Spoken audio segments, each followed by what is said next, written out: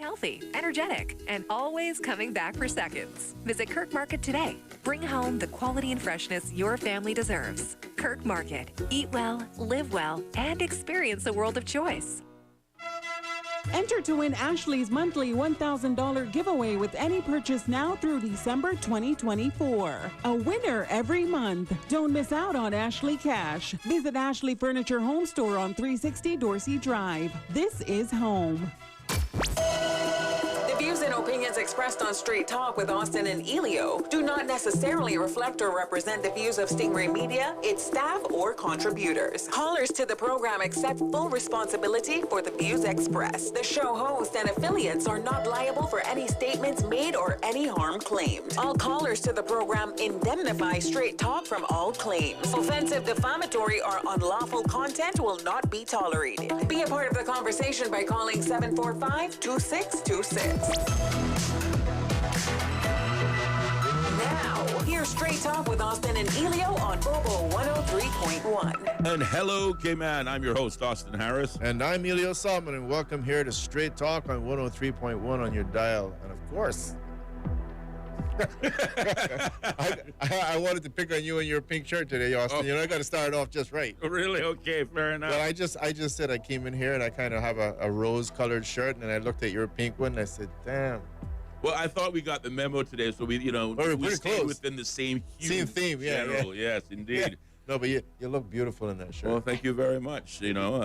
We are recognizing International Women's Day 2025, which took place, of course, kicked off on Saturday, the 8th of March. Mm-hmm. This year's theme, Accelerate Action. So not suggesting that pink is, exclusively a woman's color, but it is a softer color, and therefore I thought... They say only a real man can wear pink, Well, right? funny enough, my mother said the exact same thing. She goes, only Smart real men woman. wear pink. I go, well, you're right. You raised a real man, Ma. How could you argue with that one? You couldn't. You couldn't. Well, certainly, obviously, as Ellio has, in his own unique way, sort of accelerated some of my opening comments. Yes, happy Monday, K-Man. And certainly, first of all, welcome to Straight Talk. We are brought to you live on your radio dial by Bobo 103.1 FM. I almost said 89.1, but again, a reminder to the listening audience that you can now catch us on our new frequency, 103.1 FM. 89.1 FM is going the way of the dodo come April 1st. It will disappear from your radio dial. So if you got us locked in your car, again, you might want to program us in from now. And so you can always have us in the drive time, 4:30 to 6:30, Monday through Friday. We are also simulcasting live on YouTube and likewise on Instagram on social media. And I keep saying this because I figure if I keep saying it's going to happen sooner rather than later. But soon Speaking it into to being. be on Facebook, which of course is the most popular social media platform here in the Cayman Islands. As we obviously celebrate International Women's Day, it is our pleasure to have as our special guest in studios, certainly someone who's no stranger to either radio or, in this case, TV and webcam. We have the pleasure of our friend, Miss Pamela Small, who leads Girl Power, an organization dedicated to providing young women with opportunities to develop confidence, leadership skills, and career readiness. So, let me not forget, she is also director of Miss World, Miss Supranational, and Teen World, which, if we have time to today, we will also touch on that as well. But Pamela, good evening and welcome to Straight Talk. Thank you. Thanks for having me. Hello, K-Man. It's great to be here. And I guess happy International Women's Day to you and your organization and your members. Women's Day. Thank you so much. I got my pink on too. You see, there you go. We got the memo. And we were, Yeah, you guys did great. Thank you. We try. Don't we? See, well, we absolutely do try. We do try, indeed. And not that I want to ruin our discussion with Pamela, but I thought it would be important to just remind everyone that today is our month of birth. Oh, yes, quite right. The first month. Wow, congrats. Month 1 month, anniversary. and I'm here. And you're That's here. great. You're how we're celebrating our anniversary, all right? We thought that, if we used the word celebrating our anniversary and there were only two guys in studios, that might come across a little weird. Yeah. But thank you for, breaking the ice and making it seem normal. Yeah. Yes, today is exactly 1 month that we have been on the air here on Bobo and, of course, on Yahoo and Instagram. And hopefully we're here to stay with your help members of the listening audience. The phone lines are open, speaking of which, 745-2626 is the number to call. If you want to join our conversation, ask a question of our guest, or engage in any of our ongoing topics, that is the number for you. If talking isn't your thing, or more importantly, spending your own valuable credits on your phone is, something you want to avoid, you can reach us on our WhatsApp line, 928-2562. From there, you can either send us an audio voice note or the traditional WhatsApp text. So a number of ways in which you can be a part of today's conversation. But Pam, without any further ado, for the benefit of the listening audience who may not be aware of Girl Power as an organization, maybe you can share some details about it and what some of its goals are. Yeah, so Girl Power started back in 2018 as a non-for-profit. I had the Miss World pageant. I received the Miss World pageant when I got the franchise for Cayman in 2017. Okay. And then in 2018, I decided, we needed to form, a company, a limited liability company, and so we did. And under that non-for-profit is, of course, Girl Power, the charity. Yes. So Girl Power, the charity, is a free mentoring and training program for girls between the ages of 15 and 26. I mean, we've gone to 30, so, it's fine. And what it does is we have, monthly seminars with our girls, and we bring, experts in from their fields. We've had, male-dominated careers. We've had females come in and talk about that, engineers and pilots, and about being a female in that career, and their challenges, and just becoming who they really wanted to be in that career. So we've talked about scholarships. We've gone to UCCI, and we've had seminars at UCCI talking about what scholarships are available, talking to the president there, and just getting information on, and just educating our girls on what's available to them, what's out there for them. We've done women's health. We've done environmental topics, and we've had people come in and talk about the environment. Of course, we've had people in government come in and talk to our girls and educate them on government and what they do every day.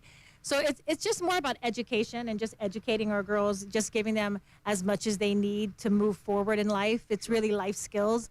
We also do a lot of community service. So we go out monthly and we'll do beach cleanups. We work a lot with Plastic Free, National Trust, and we'll do whatever we really need to do. We're doing our own fundraiser in May, which we've done every year. It's called EnviroWalk. It's a 5K walk run, so good timing for bringing me in. Excellent timing. It's May 25th at Cayman Bay, Sunday morning.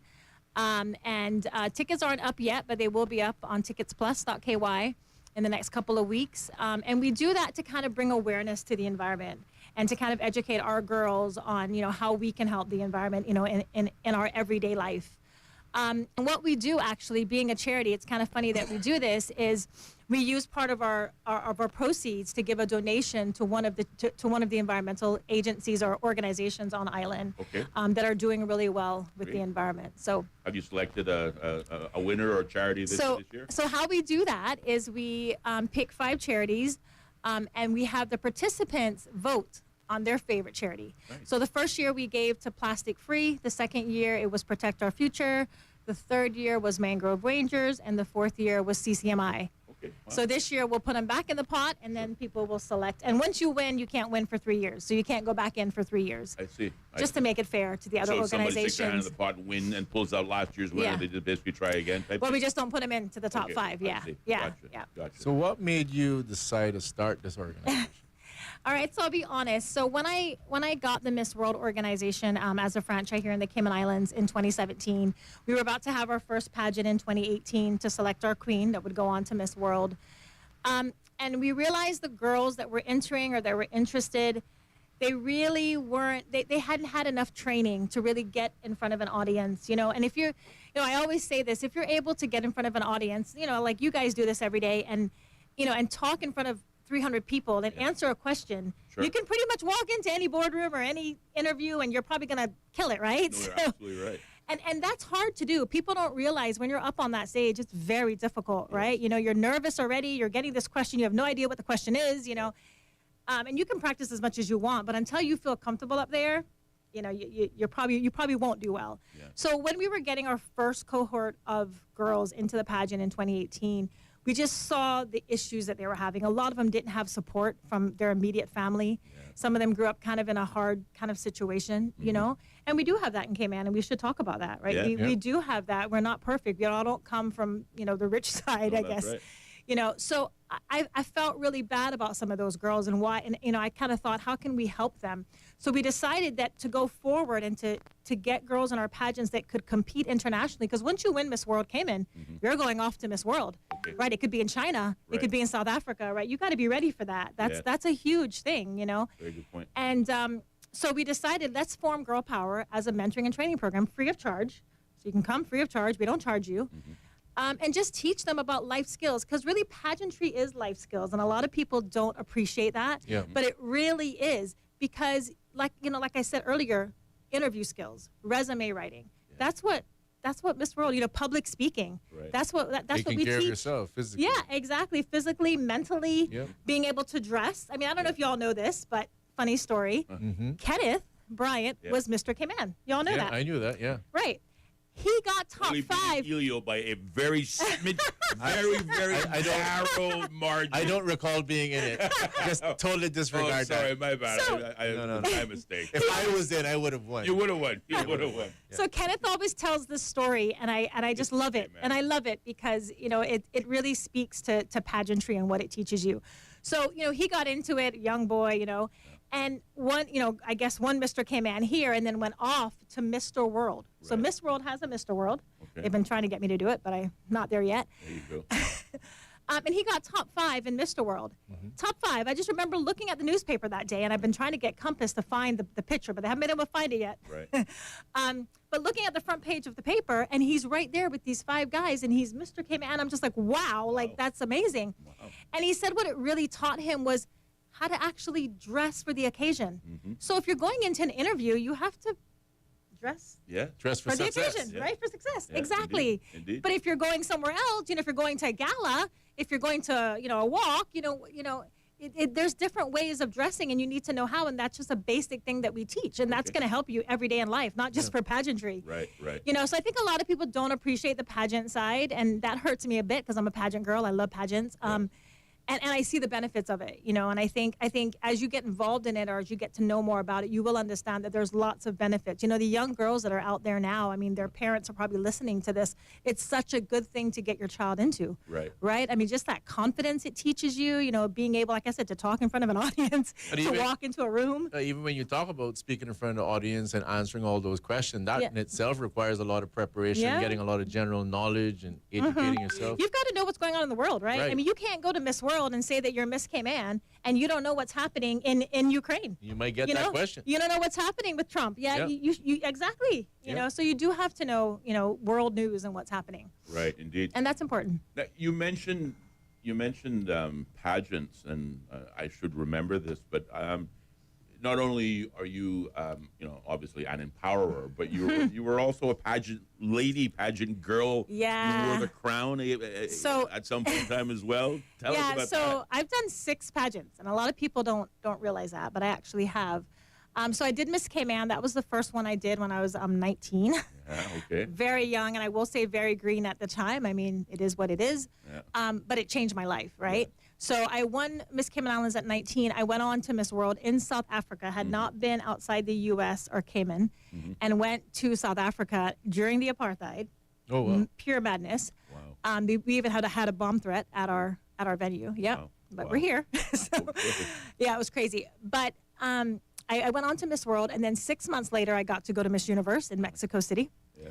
Amazing experience. Then, because I love pageantry so much, after my year as Miss Cayman, I went on and was modeling and doing a bunch of stuff, and entered this other pageant that was only around for about 3 years called Miss Cayman International. Yes. And I entered it to win a car because Miss Cayman didn't give me a car. Okay. And everybody kept saying, well, why are you doing another pageant? I'm like, why not? Why not? It's only going to help me. Like, That's right. I need a car. Come on, exactly. So I did Miss Cayman International, won a car. Nice. And I went on to do Miss Caribbean. Now I know getting my new car. Now you know how to do it, buddy. There you go. I'm going to bring Mr. Cayman back just for that. Yeah, for that, You can get a car. Yeah. So I went on to do Miss Cayman International, won a car. And from that pageant, I went on to do Miss Caribbean and Miss Hawaiian Tropic. Okay. So I ended up doing 6 pageants. Amazing, opportunity for me, and I just learned so much. I met a lot of people. A lot of the girls that were in those big pageants are still my friends today. I mean, Lisa Hanna from Jamaica. She wasn't in the pageant, but she came down and modeled with me. And then I went to Jamaica and modeled with her, so I got to know her really well. Michelle McLean, a past Miss Universe.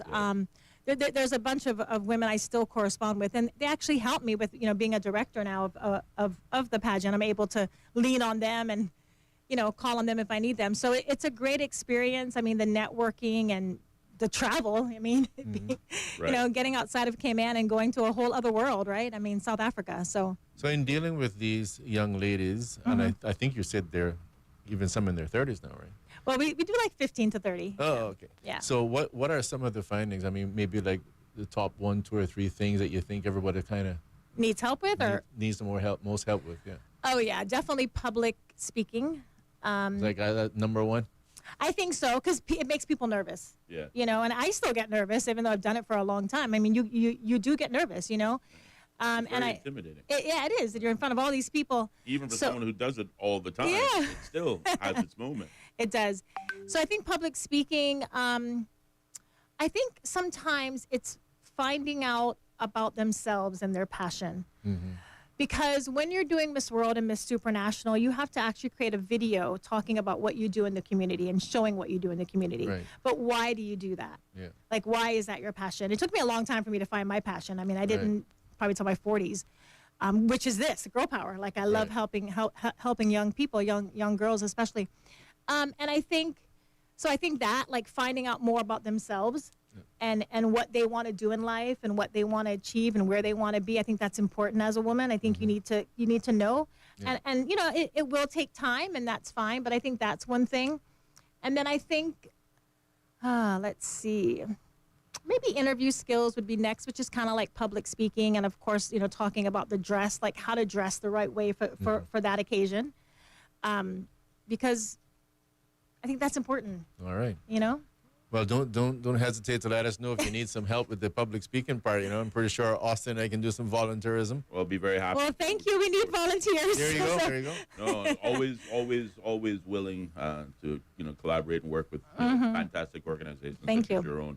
Well, obviously having you as our guest in studio, we're also celebrating International Women's Day, which this year's theme is Accelerate Action. People say, what sort of action are we accelerating? Obviously, they're working towards making progressive, actionable steps towards gender equality. When you look at the women that you mentor, age 15 through 26, a maximum up to 30, obviously, as you pointed out, it might be pageant-based, but the skills that you're learning in that pageant certainly also apply to life. Can you say to our audience, or certainly to us as perhaps, unknowing men, what are some of the barriers facing women in today's world in general? I think just in general for women, I mean, I was in the corporate world for a very long time. And for me, I never felt equal to that male counterpart. I felt like I was being looked at differently, having children, having to go through, breastfeeding and then going back to work. That's a challenge, and I think I always felt like people, like my boss looked at me differently because I couldn't be there all the time, right? I am a mother, right? And I think that's definitely still a challenge. The maternity leave time that we get in Cayman is not enough. And I know some people have been fighting for that, and I think it needs to continue. I'm there to support whatever group is fighting. Let me know. And I just think that's a big challenge for women, particularly, just being looked at as an equal, to another man, and that if we're in the same job, I can still do what you're doing, right? Even though I have a family, even though I'm a mother, and I think just listening to us, I mean, we have a lot to say. We have a lot of good things to say, accept what we're saying, yeah. All right. What advice would you give to young women who either are, getting out of high school today, but as you mentioned, or certainly, getting ready to graduate UCCI and enter the workforce? Outside of those who have obviously gone through the program, but what advice would you give young women who are about to enter the workforce? I guess the first thing is find your why, like find where you want to be, think about what you want to do. And I think one of the mistakes I made back when I was going to university was I don't think I picked the right career path, or not career path, but the subject that I wanted to do, right?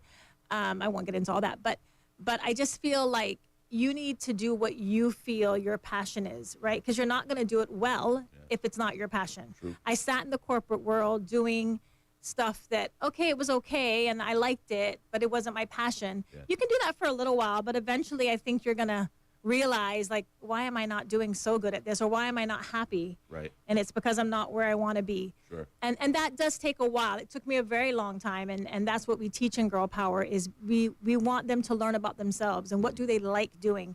And my year as Miss Cayman kind of taught me, like, I learned about children in need. And this is kind of why I did Girl Power, because when I went to South Africa, we actually went to a children's home. Right. And it just changed my life, like watching those kids and them not wanting us to leave, and they were crying and they were being fed out of this big bowl that I couldn't believe actually happened, you know. Yeah. It was just crazy to see that. Right. You know, and, you know, we brought them gifts, and then as we were leaving, they're crying, and then I didn't want to go, and nobody wanted to leave. It was just very dramatic for me. And I think that's what started kind of what my passion, you know, is today, just helping young girls, you know, for no real benefit for myself, but just because I feel like that's where I need to be and that's where I should be. Yeah. So I think, you know, young girls finding out what they want to do, and it may take some time, and that's fine. And doing it, you know, I guess, doing it as best as you can, right? Don't take the side roads. Like do it the best way you can. You know, be ethical, be honest, right? I think your character gets you so far. Yeah. You know, so you have to do things, and that's one thing about me. I'm very particular about my brand because it's my name behind it. Sure. I can't run to the minister. I can't run to the governor. They're not in charge of my brand, right? You know, it's me. So you have to keep yourself and your personality and your character, you know, in a good light, right? Because you want the donations, you want the sponsors, you want the support, and you want people to trust you. Sure. So I think that's important. Wow. How have you found things in terms of getting support, financial support from companies, etc.? Okay, that's a good question. So when I started in 2017, I had some friends help. A really good, close businesswoman helped me. We never got government funding at the time. So 2018, I had my pageant. We did get right away in 2018, we did get a scholarship for Miss World from the Ministry of Education. So I want to say thank you. We've been getting that since 2018 every year. But 18, my pageant in 2018, 2019, 2021, we skipped 20. And 2022, we never had funding from government. We never had, like, cash. We never had money, right? All we had was the scholarship. Right. It was very difficult. You know, we did have to go out and get funding from some of the sponsors. And Stingray has been with me since 2018, so they're the best. Thank you. And then I must commend Mr. Bryan again, Kenneth Bryan, because, was it last year? Yeah. So 2 years ago, this is 25, yeah, in 2023, Kenneth gave me a portion of what was given to the Miss Universe at the time. So they always got, you know, which is fine because that was the Miss Cayman back then, and then I got the Miss World. Right. And so he gave me like a portion, I would say about a quarter of that. And then last year, he actually was bold enough, which I have to really commend him. I know it's political. I'm not trying to be political, but I'm just being honest because I am Give honest. flowers while they're living, we say. So he split the proceeds in half because he saw what I was doing, right? And I mean, if he hadn't done that, I wouldn't have Miss Supernational and Miss Teen World now. I probably wouldn't even be continuing, right? Because you do need cash. I mean, you are able to get sponsors. And I have a lot of sponsors, and I'm thankful, and a lot of them are trades, right? Yeah. But if he hadn't done that 2 years ago, I don't know that I would still be doing Girl Power or these pageants, right? So I do have to commend him and the government. They helped me tremendously. And I think he sees the vision because, like I said, he was in it. You know, he was in that competition with Mr. World.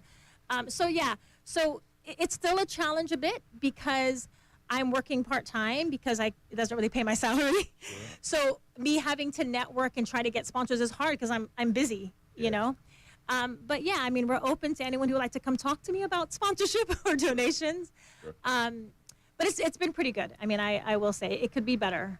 It's hard. You know, you're sending 3 girls away. They all need wardrobe. They're all going to different locations. You know, you're doing Girl Power, which is a free program. Sometimes we need buses to take us to different events. Some of these girls don't drive.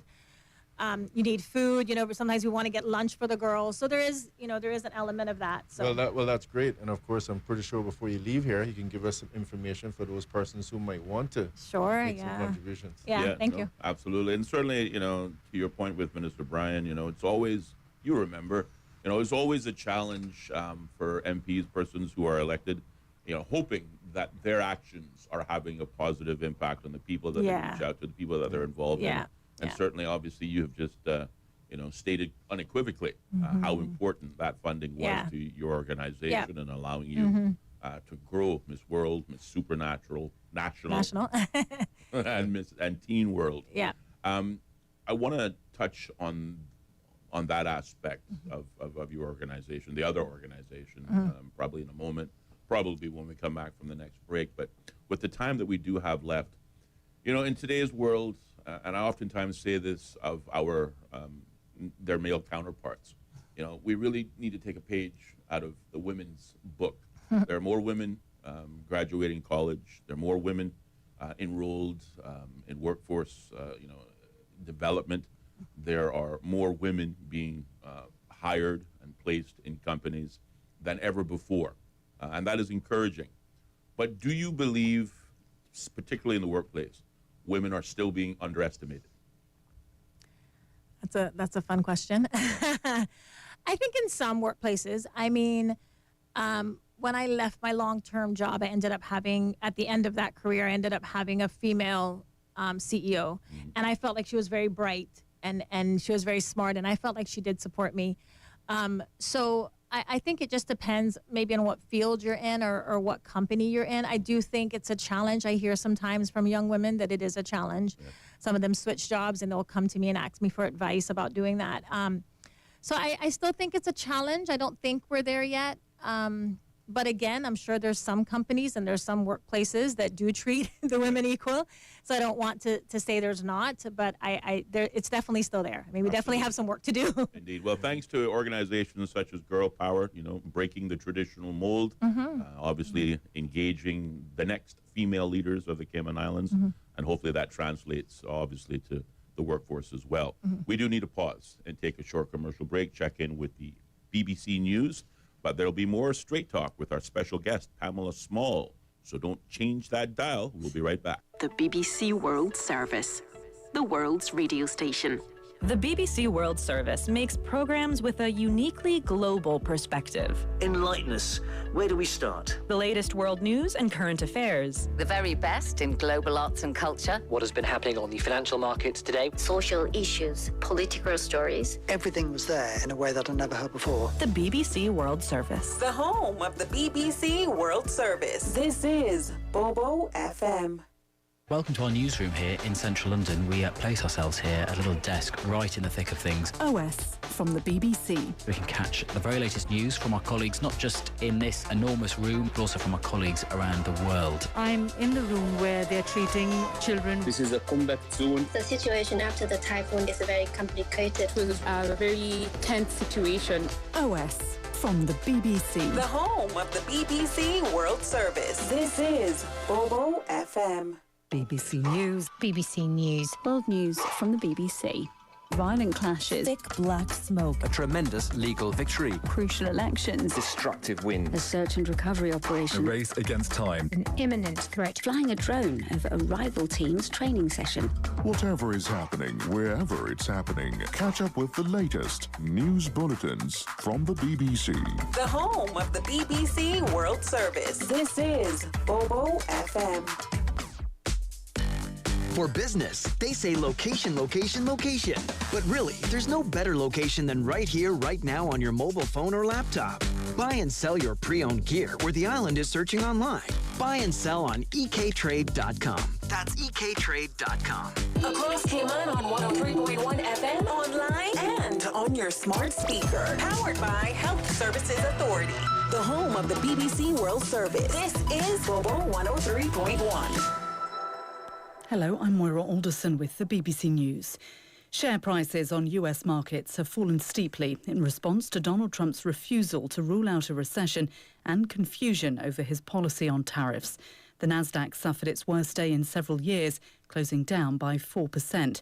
The Dow Jones slipped by 2%. Erin Delmore is in New York.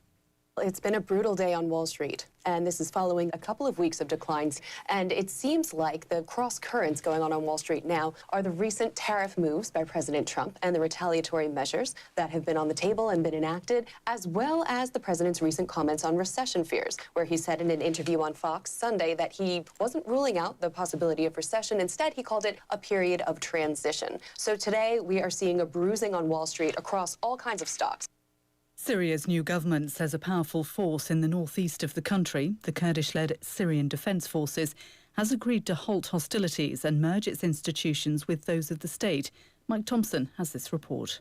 Syria's fledgling government only controls part of the country, with other armed groups holding the rest. Of these, the Kurdish-led SDF is perhaps the most powerful.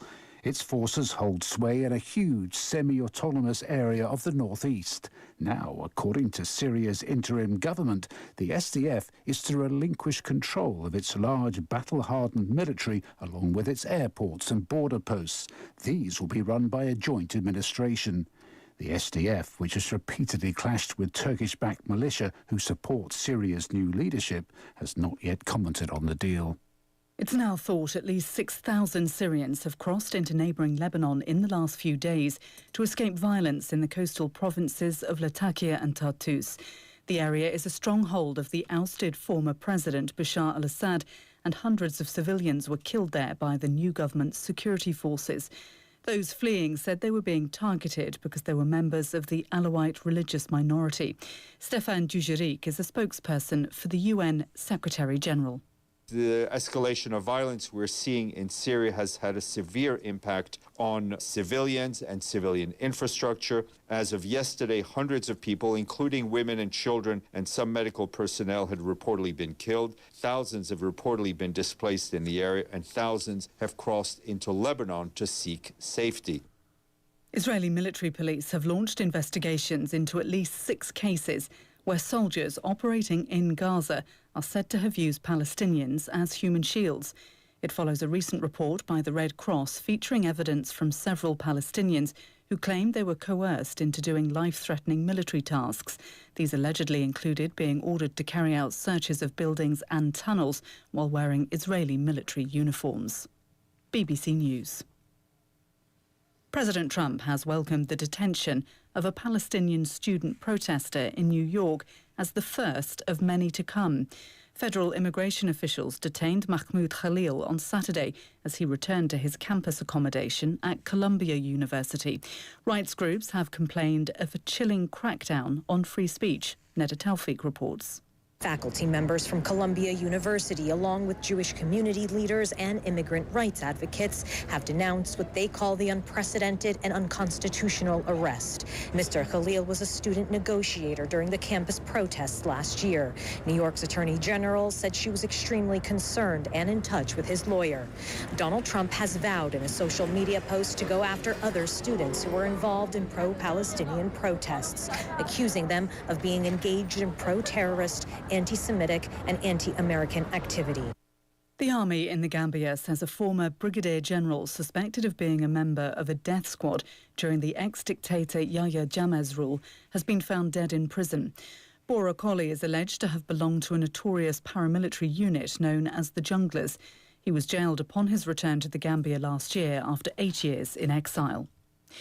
Elon Musk has blamed a massive cyber attack for disruption suffered by users of his social media platform X. He speculated that either a large coordinated group or a country was involved. Tens of thousands of users worldwide said they'd been unable to access the site. The Vatican says Pope Francis's condition is improving and that he's no longer in imminent danger. In a statement, the Holy See confirmed the pontiff was responding well to treatment.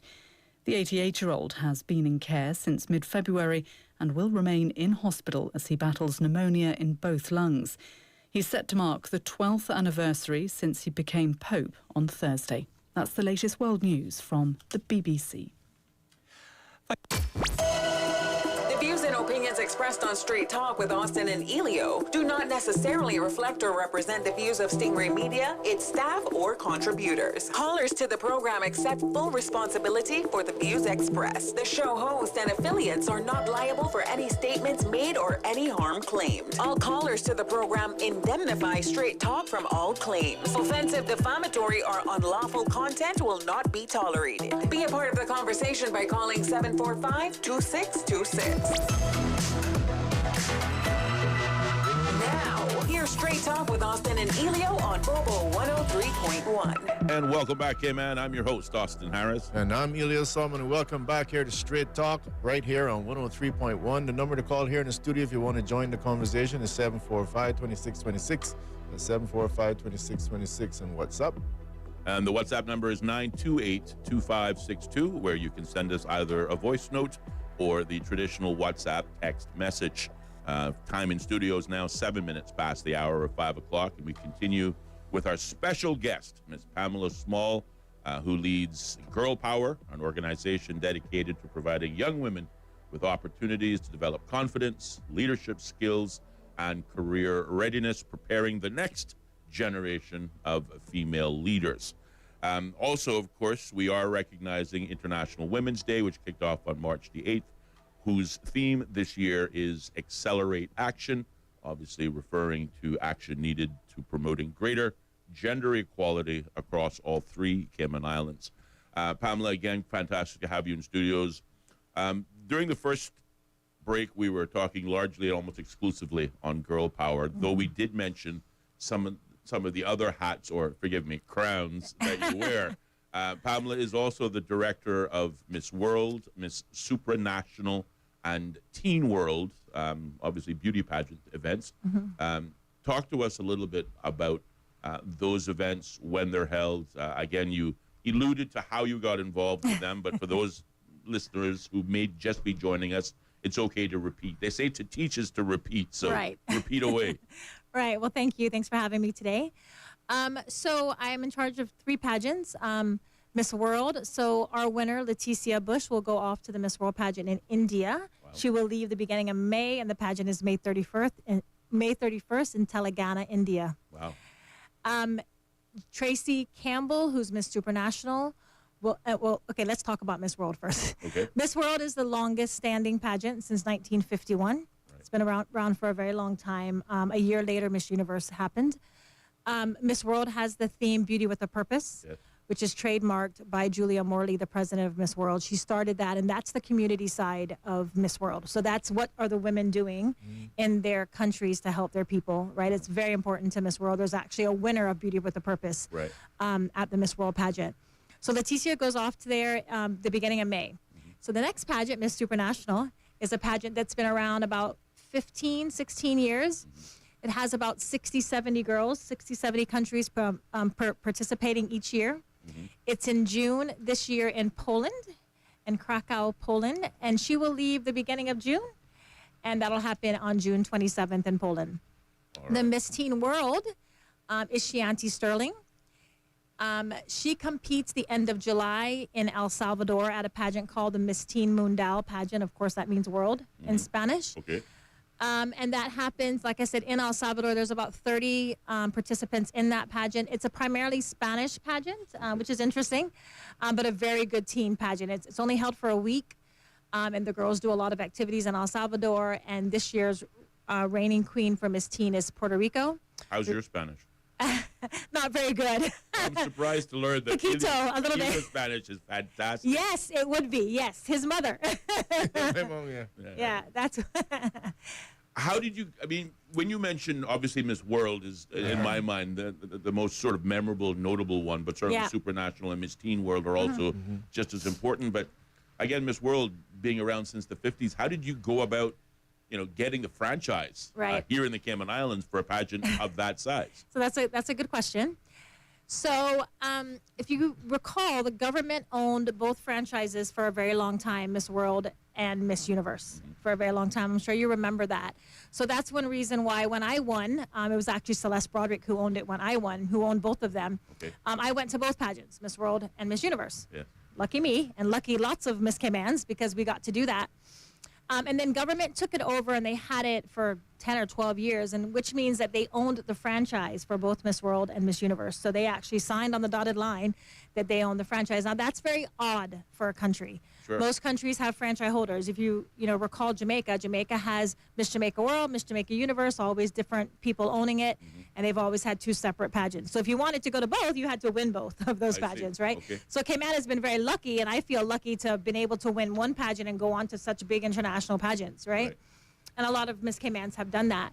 So Miss World the government had Miss World and Miss Universe. And then, we had the one pageant, girls went to both.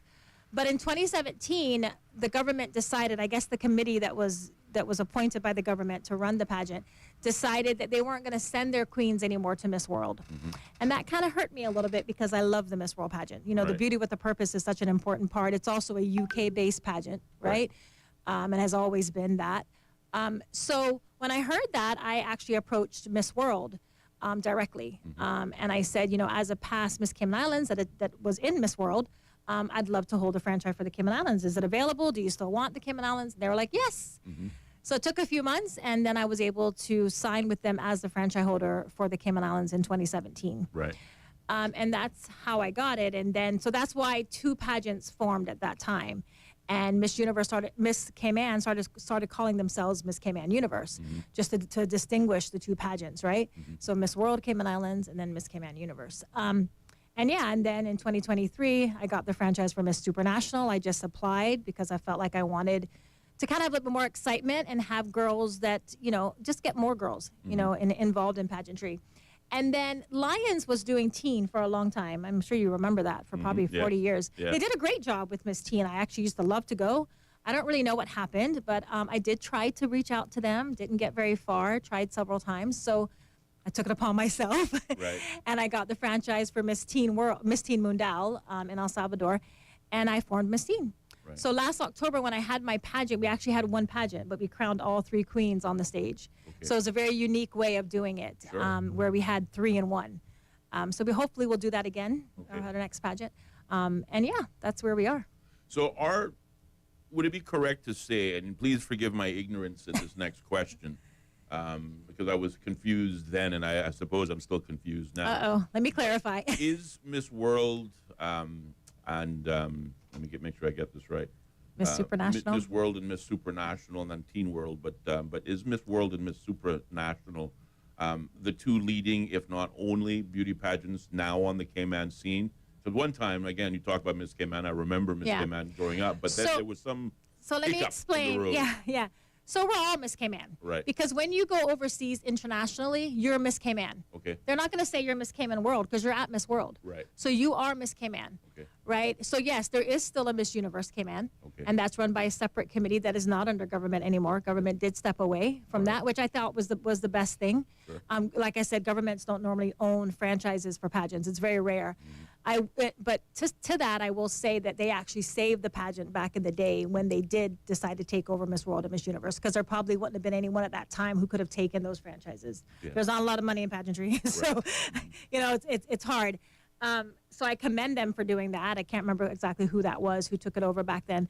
But there's a Miss Universe, and then my pageant, there's Miss World, Miss Supranational, Miss Teen World. But all of them are called Miss Cayman, really, right? Because when they go overseas, they are representing the Cayman Islands. So it's a very important job, a very important role. And we do teach our girls what that is. When you're an ambassador, you have a certain, you have to act a certain way. You're representing a country. And that's why a lot of people will say, oh, she's so strict with her pageant and her girls. Well, there's a reason for that. Because the Cayman Islands is much bigger than Pamela and girl power, right? So I need to make sure that my girls are following those rules and those instructions, and that they're doing things, that their character is in a positive light at all times, right? So it's tough, but that's what you got to do, right? Indeed. I also understood that one of the reasons why, again, one pageant may have waned, others may have gained ground. Certainly, the number of pageants that are held this year, it's oftentimes difficult to find new contestants to fill all of those slots. Is that a contributing factor why we saw more of a unification, if you will, of the pageants that are available? Or no?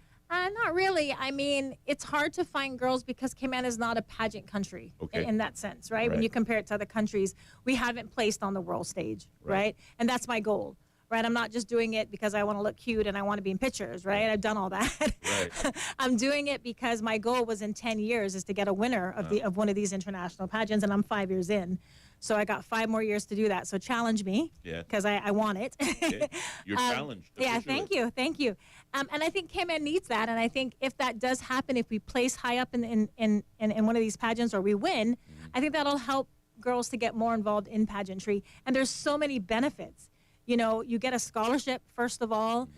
you get that platform to talk about your passion and to help people that you feel, that you want to help, right? If you want to help children, if you want to help the elderly, if you want to do Meals on Wheels, whatever you want to do, you have that platform to do it, right? If you want to become a politician. Yeah. I mean, my last year's Miss World, Leanne, look at her. Yeah. She speaks everywhere. I mean, everyone's asking her to do a speech. She's fabulous at speaking, right? is. And she will become a politician, right? Mark my words, she will, and I think that's great. She's a great example.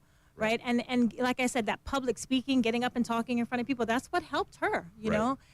She was a tomboy. Like when she came in, she didn't know how to walk in heels. Okay. We trained Leanne to walk in heels. Wow. And so, it's things you take for granted. You think that it just comes natural. It's not. It doesn't. It doesn't. My oldest daughter, she's 18. She can't walk in heels. She doesn't like to walk in heels. My youngest will. My 13 years. Superstar mom. Yeah. Well, I'm trying with her. She's got flat feet. She's got flat feet. But saying all that kind of begs the question, right? Well, first of all, I do see little kids, walking around their mom's high heels. Yes. Right? Yes. That's probably a good start. Yeah, good start. All right. Not to say I saw a couple of little boys doing it as well, but anyway, they'll grow out of it. So, but we hope. But in terms of getting the numbers, one, I would ask two questions: is it a case that you're seeing more persons wanting to get into the pageants? And two, it almost sounds like you should be recruiting at a much earlier age. It's almost like you should be going from the time they're very young and just starting to get the exposure going. That's a You pro. thought about that? Yeah, I have, but that's a pro and con for me because I always felt like kids should be kids. But when they're teenagers now and they can make that decision, so my daughter's 13. So if she tells me she wants to enter a pageant now, sure. I'll allow that. Right. But I think you need to let them be kids too. They need to have their life. Yeah. You can't push them so much, right? And she's a dancer, so she's done her extracurricular activity. She dances and does a little bit of football. But yeah, I think when I had my pageant last year, because I was crowning 3 queens, I got 13 girls total, 4 teens and 9 world and super girls, because we kind of did that one together. And that was the most I've ever had. I've only had 5. And I think that helped it, having those other pageants. And I think, like you said, starting early, that's why I did Miss Teen. Because if we want a winner of World and Supra, you've got to enter several pageants before you do that. You can't just enter Miss World and then go to Miss World and you're going to win. And Miss World came out was your first pageant. Yeah. Sorry, it doesn't really work like that. A lot of the winners that you see internationally, Philippines and the U.S., those girls have done several pageants. They've gotten first runner-up, even Jamaica. Right. They've gotten 3rd runner-up, they've not placed, and then they just keep going. And that's what we need. Well, I'm definitely not Mr. Pageant. Unlike my friend stated, I didn't win Mr. Cayman either. I didn't enter.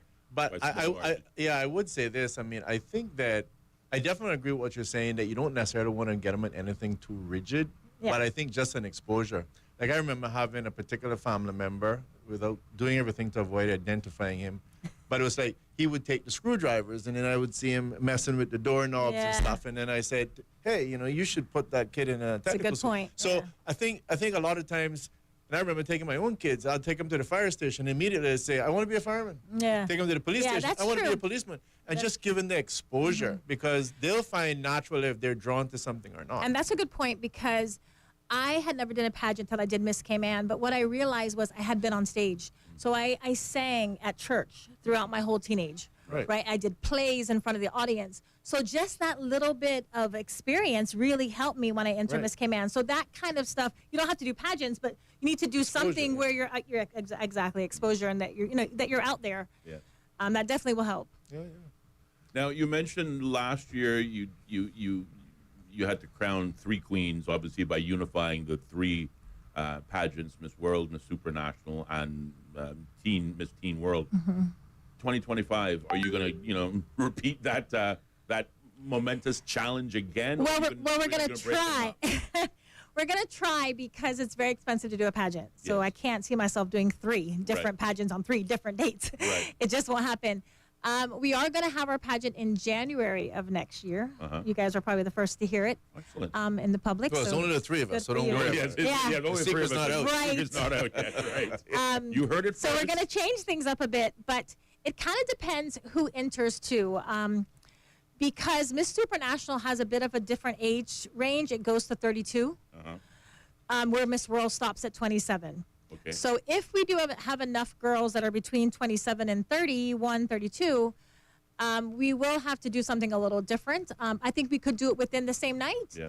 But we're just kind of waiting to see what will happen there. Right. who will actually enter and their ages and so forth. Indeed. So we're open to all of it. One thing I do want to say, Austin, if you don't mind, is we Please. do have an international trainer coming down to train our queens, and she will do one session. I don't want to say who it is yet because I haven't told my queens who she is yet, but she's huge. Right. Out of the U.S.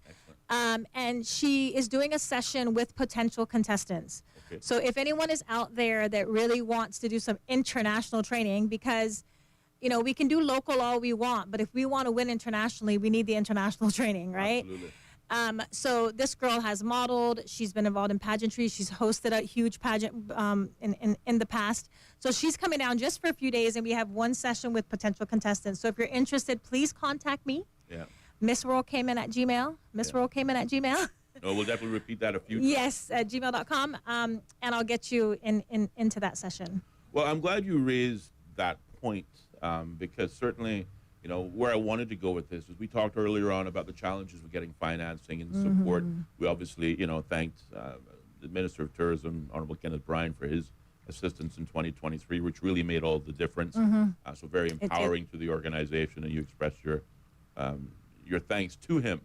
But certainly, I think perhaps in an effort to make this year's fundraising drive a little easier, I think it would be helpful the listening audience to understand what kind of work goes into planning a pageant. I mean, you just talked about bringing in an international, you know, trainer, you know. In my, again, ignorant mind, you know, what are the differences, you know, that a beauty pageant queen or contestant would learn at the local stage, which we're pretty first world, but also how is that different from what she might learn on the international stage, as an example? Well, I think because everyone here, including myself, I haven't won an international pageant. Okay. So I haven't been there to be able to teach that. You know, once you've experienced it, you can teach it, right? So trainers internationally who have worked with winners, you know, of international pageants, right?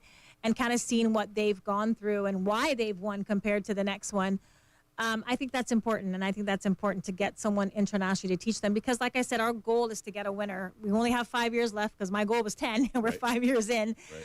We have to start thinking internationally, like how are these pageants, how is Jamaica always placing in Miss World? Yeah. Why are they over us? Right. There's got to be a reason there, right? Let's figure it out. That's a very good question. Yeah. There's got to be more than just beauty because we've had some, you know, heart it's not stoppers. beauty. Yeah, no. And everyone's beautiful in their own right? Every country, you all look different, but it's confidence thing. Yeah, it's a confidence thing. And Miss Jamaica has won Miss World 4 times. Wow.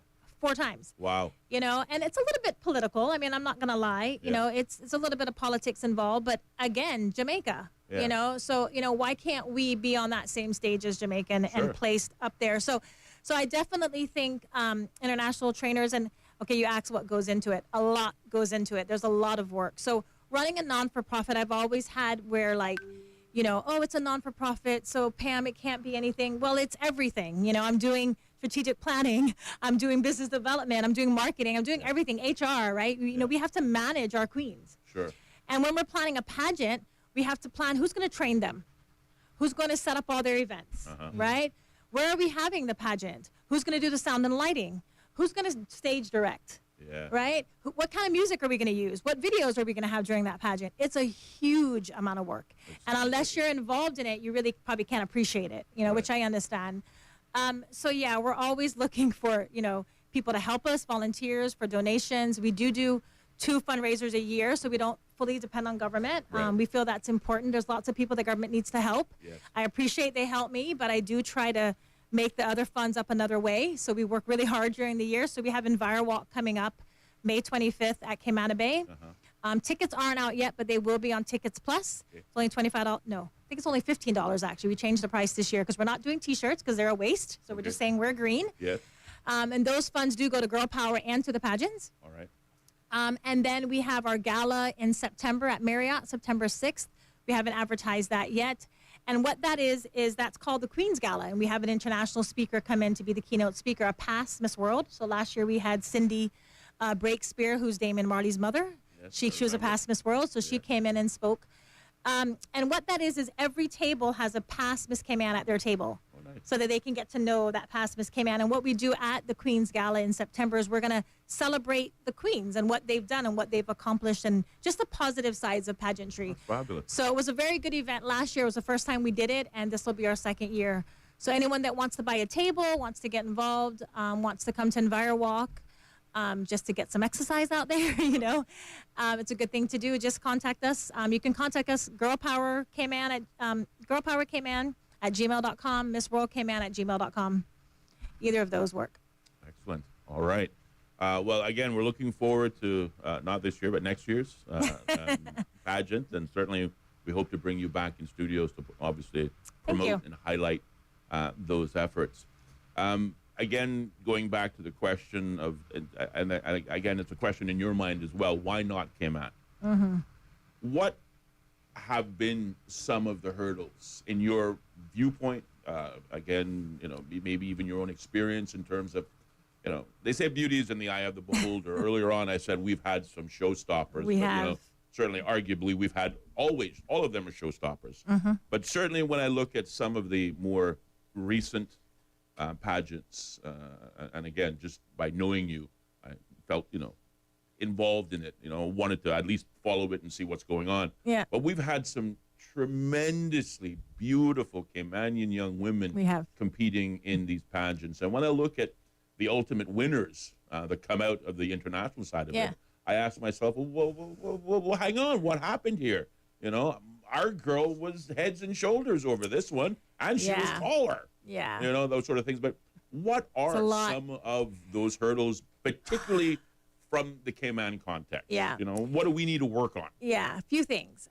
Social media, very important. Yeah. Our girls, I find that sometimes they're kind of more locally drawn. So they do things, they put things on their social media more for the local audience. You have to appeal to an international audience. You don't know who the judges are, right? So I think social media has been a bit of our downfall. What these pageants want is they want the winner to sell their pageant. Right. You can't sell a Miss World or Miss Supranational or whatever pageant you're doing out there internationally if you don't have a lot of people following you on your social media, if you're not someone that posts every other day, right?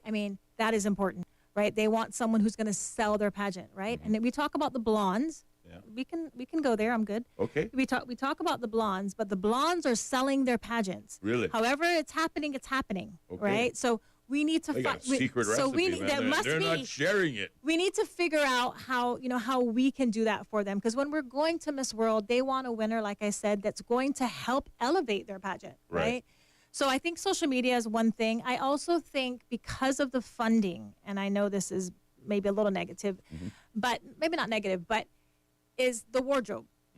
Because we have to be able to compete with the other contestants that are there, right? Our final gown has to be fabulous. Our costume has to be fabulous. It's hard when you're on a very strict budget, right? You can't really get what you really need. And I think that's a little bit of the problem.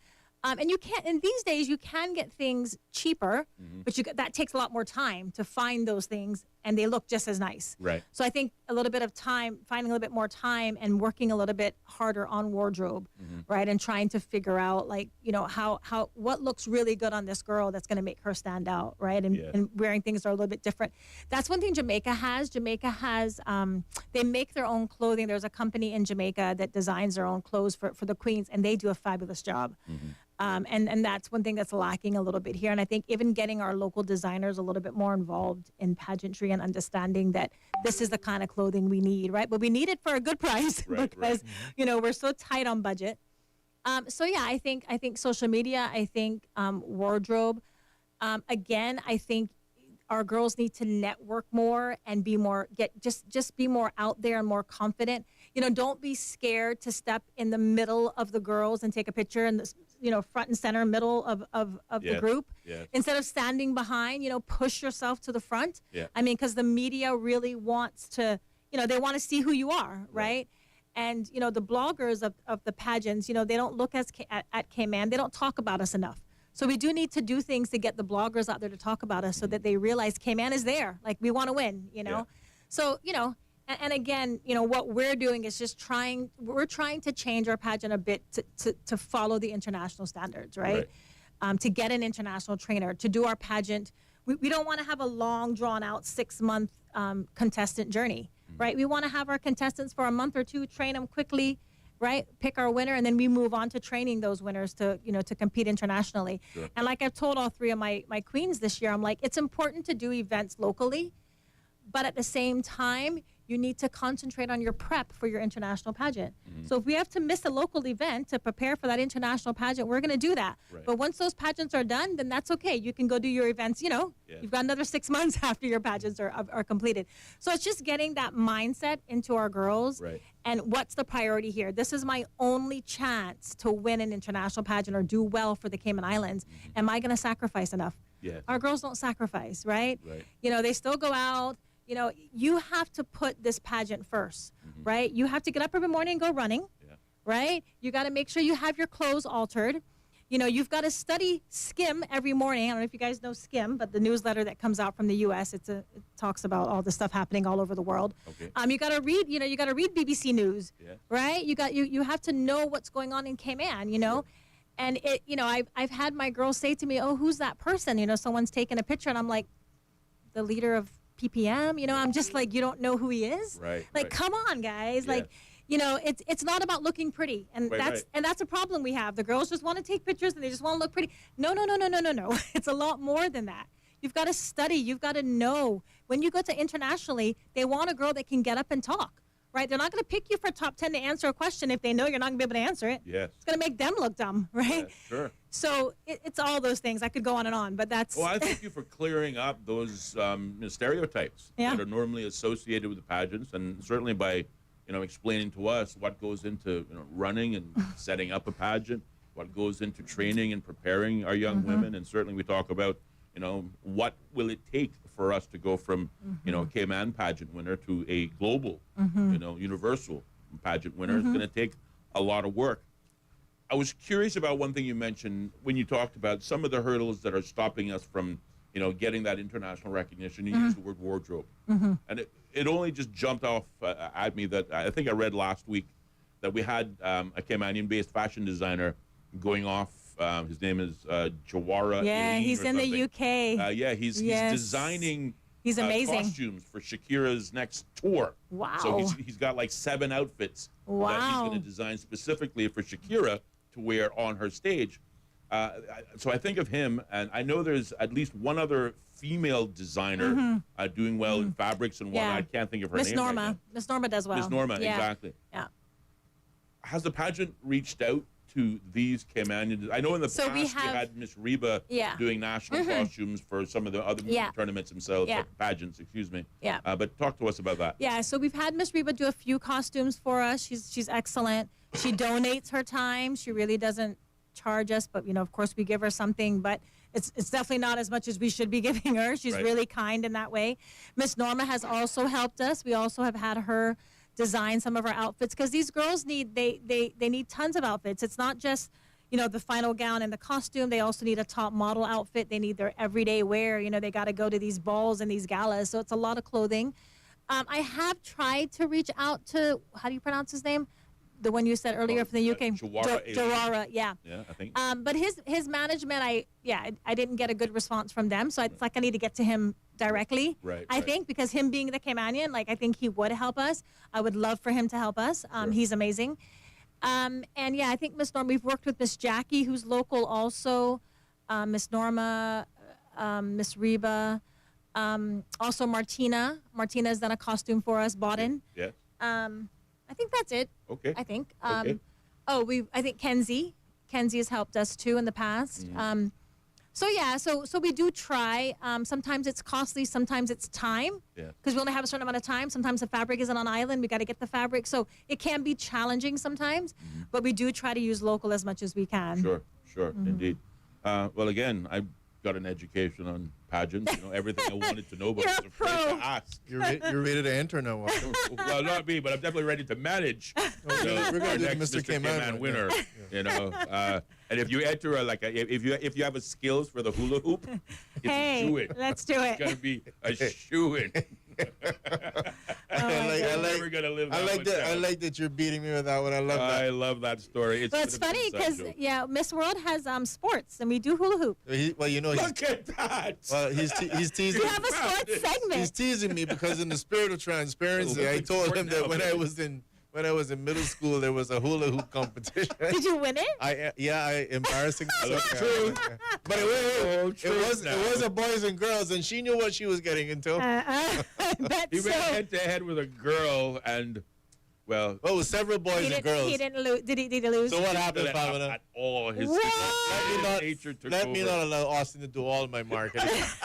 It was boys and girls in this competition. We were all doing well, some dropping out and so on. And then it was finally coming down to me and some girl, and I said, there's a part of me that said, Ellio, just drop the hula hoop.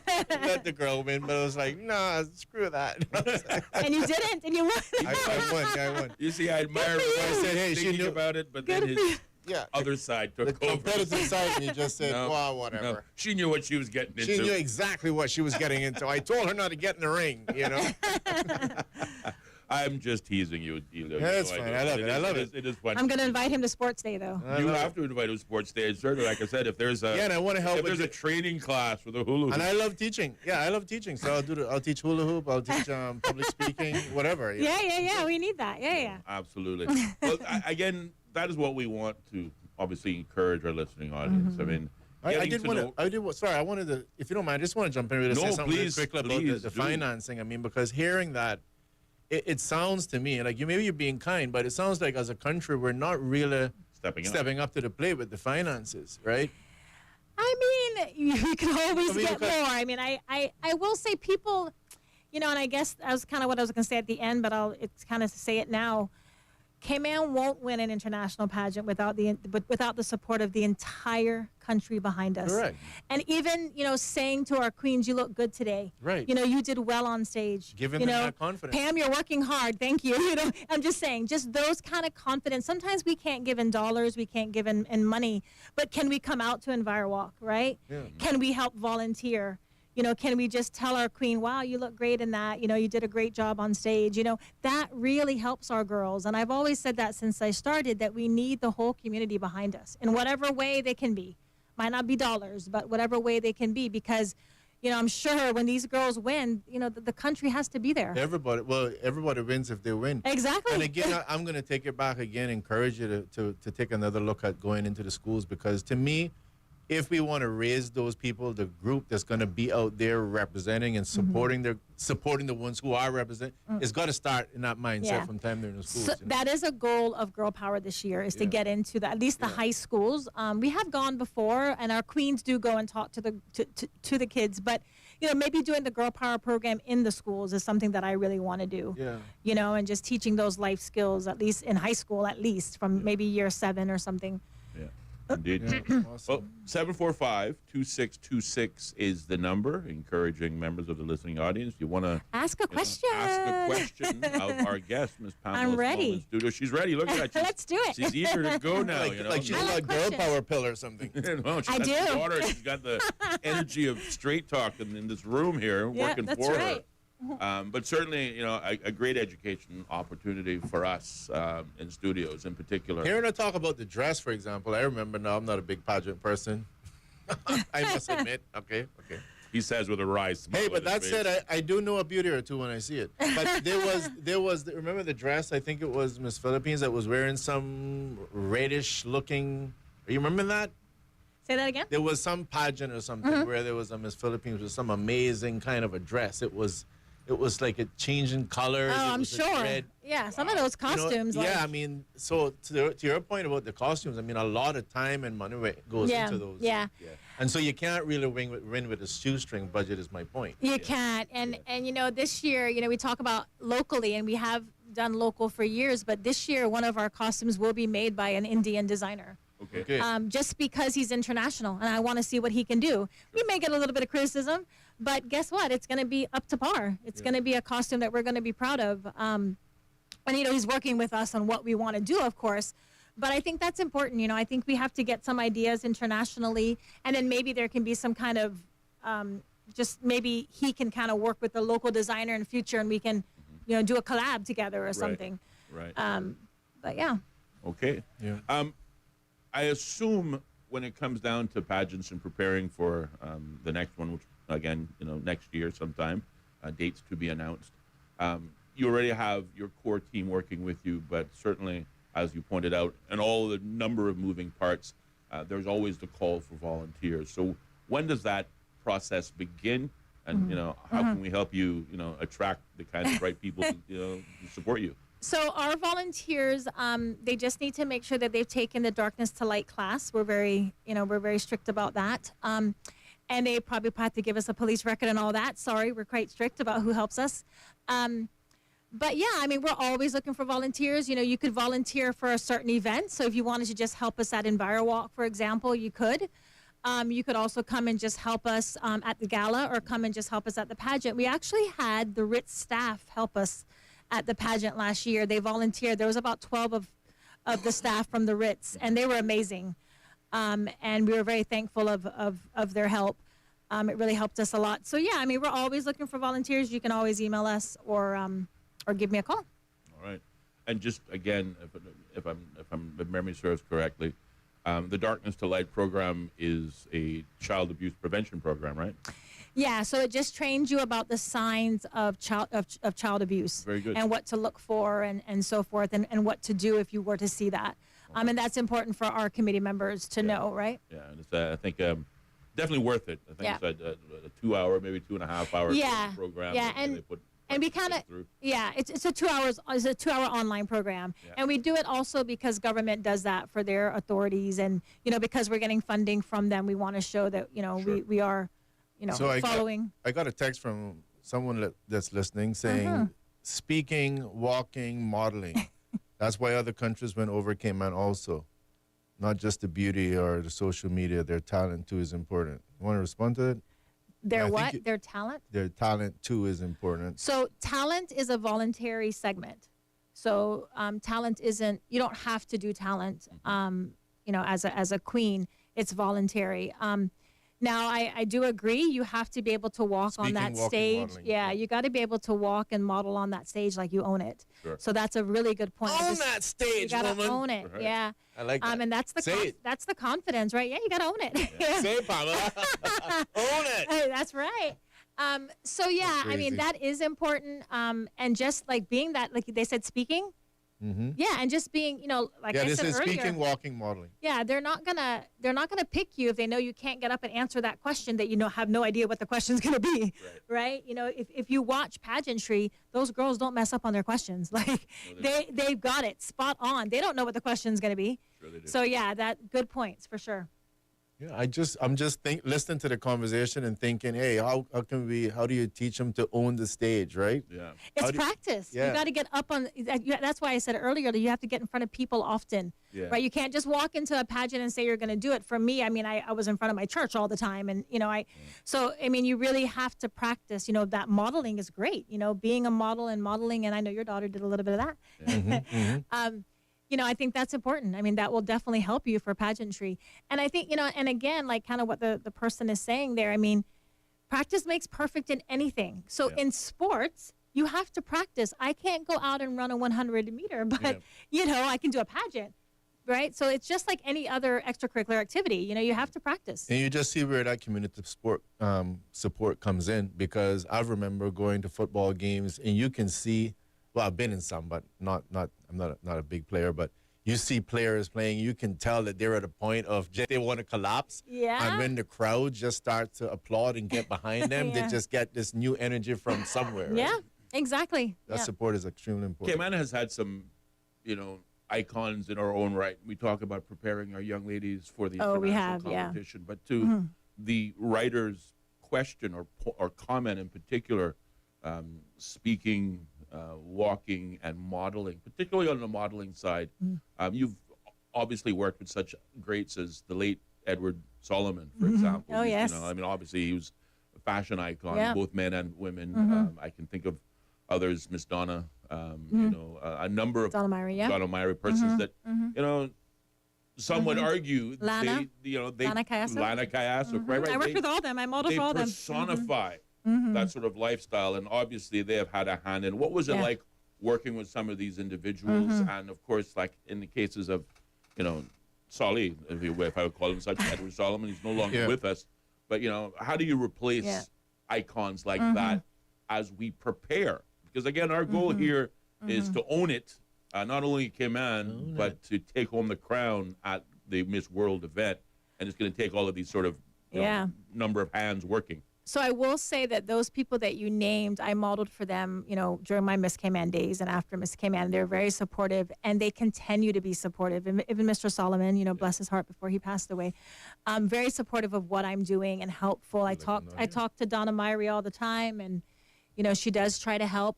I think there is icons. I mean, I still think Donna and Lana are icons, and they still help me. Sure. And I think they're coming up, like the designer that you named, Miss Norma. Like, so I think all of them, can help. I just think, in all fairness, everyone's busy. Everyone is doing their own thing. I mean, pageantry is like a voluntary thing, right? You got to take the time to help, right? Yep. So I think when they can help, they do. And I mean, I'm ready for them to help as much as they would like. I mean.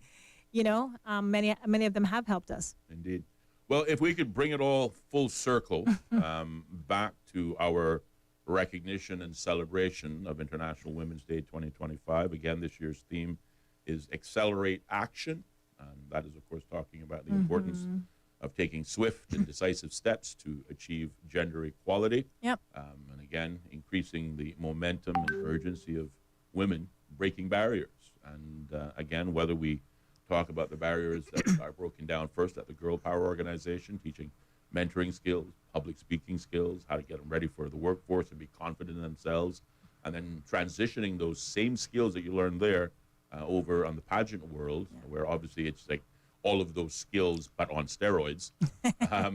What can the Cayman community do as a whole to accelerate the progress towards broader, wider gender equality in the Cayman Islands?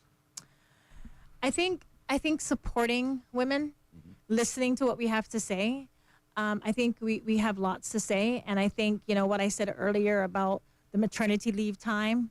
Yeah. We have to make it's there's an election coming. I mean, those kind of things have to be talked about. We have to ask our representative, right? Representatives, what are you going to do about maternity leave? Are you going to make it any longer for our women? I mean, we need that, right? That's something we've always needed. We don't even compare to the rest of the world in the maternity time that we get off as mothers, and even for the men, it's a short time also for the fathers out there. And I just think supporting each other, men realizing that women can do what you can do in the workplace, right? And supporting us. And there are a lot of men out there who do support. You guys are having me on your show. You didn't have to have me. Thank you very much. Our pleasure. So, I mean, I think supporting us, appreciating what we do every day, that we're balancing all these different things, especially mothers out there. And even if you're not a mother, you're balancing so many things, right? And it was challenging for me in my career with my children, and trying to balance all that. So I just think supporting each other and, talking to our representatives, this is the time, right, to change some of those laws, right? We talk about the law that you were talking about earlier, the sexual harassment law. I mean, those things need to move ahead, right? And this is the time to do it. Right. So support our women, support our children, support our girls, right? There's many, unfortunately, what I've seen in Girl Power is there is kids out there that don't have the family support. They don't have the unit, right? They don't have someone around them supporting them. And so be there for them, watch for that, be interested in helping our young children and our young girls, right?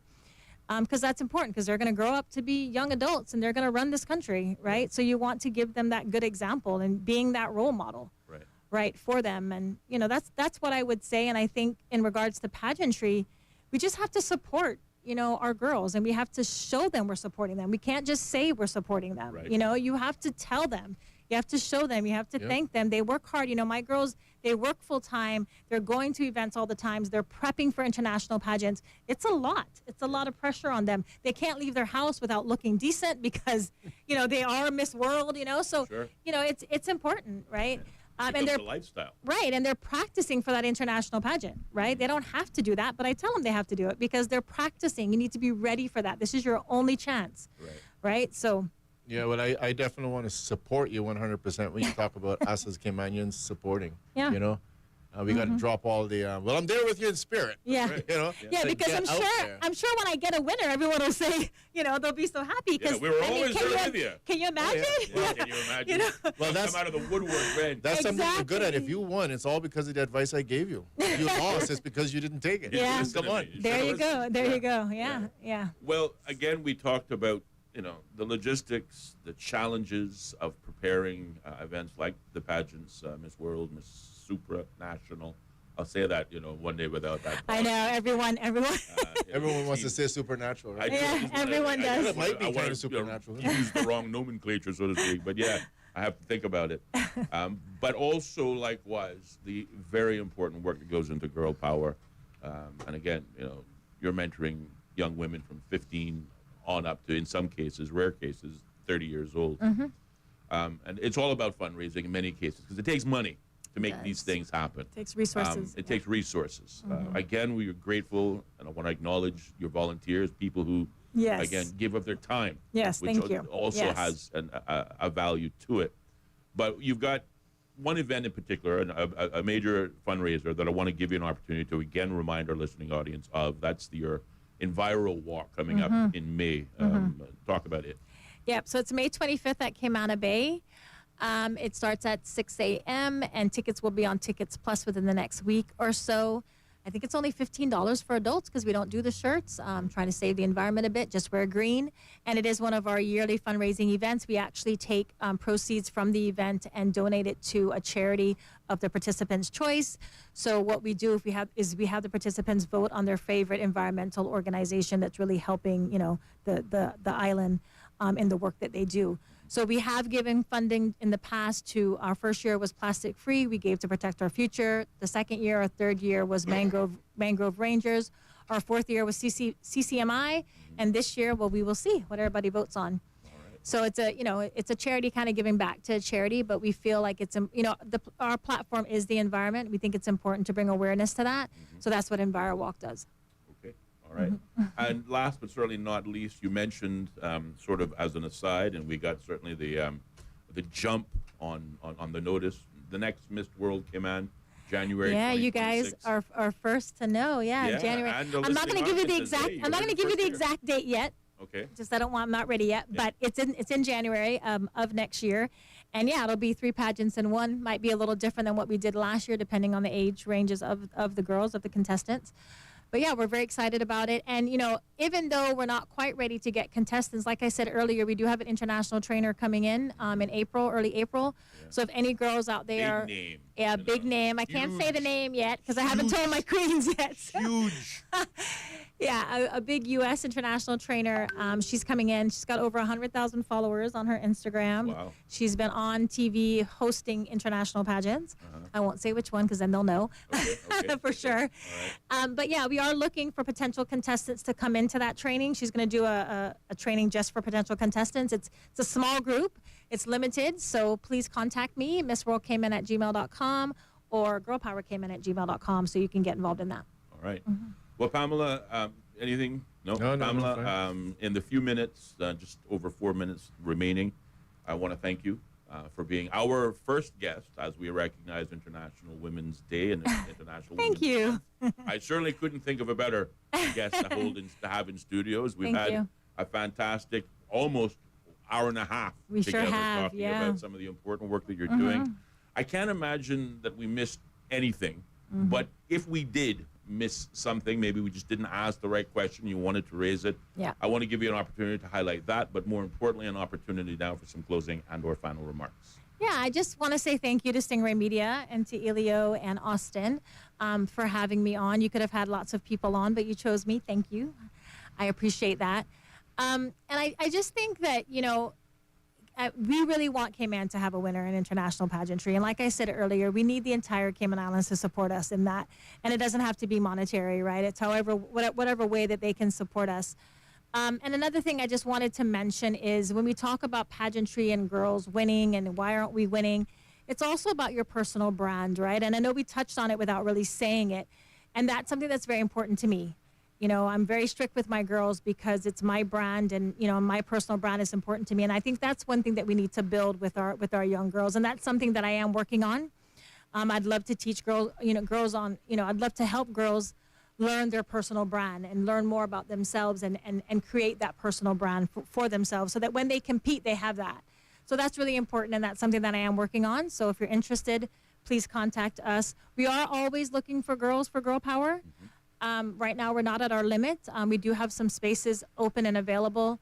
And we are also looking always for people to come in and talk to them about, whatever specialty, they do, right? So talking to them about public speaking or whatever career you're in. So anyone who wants to come in and do that, we are open to that.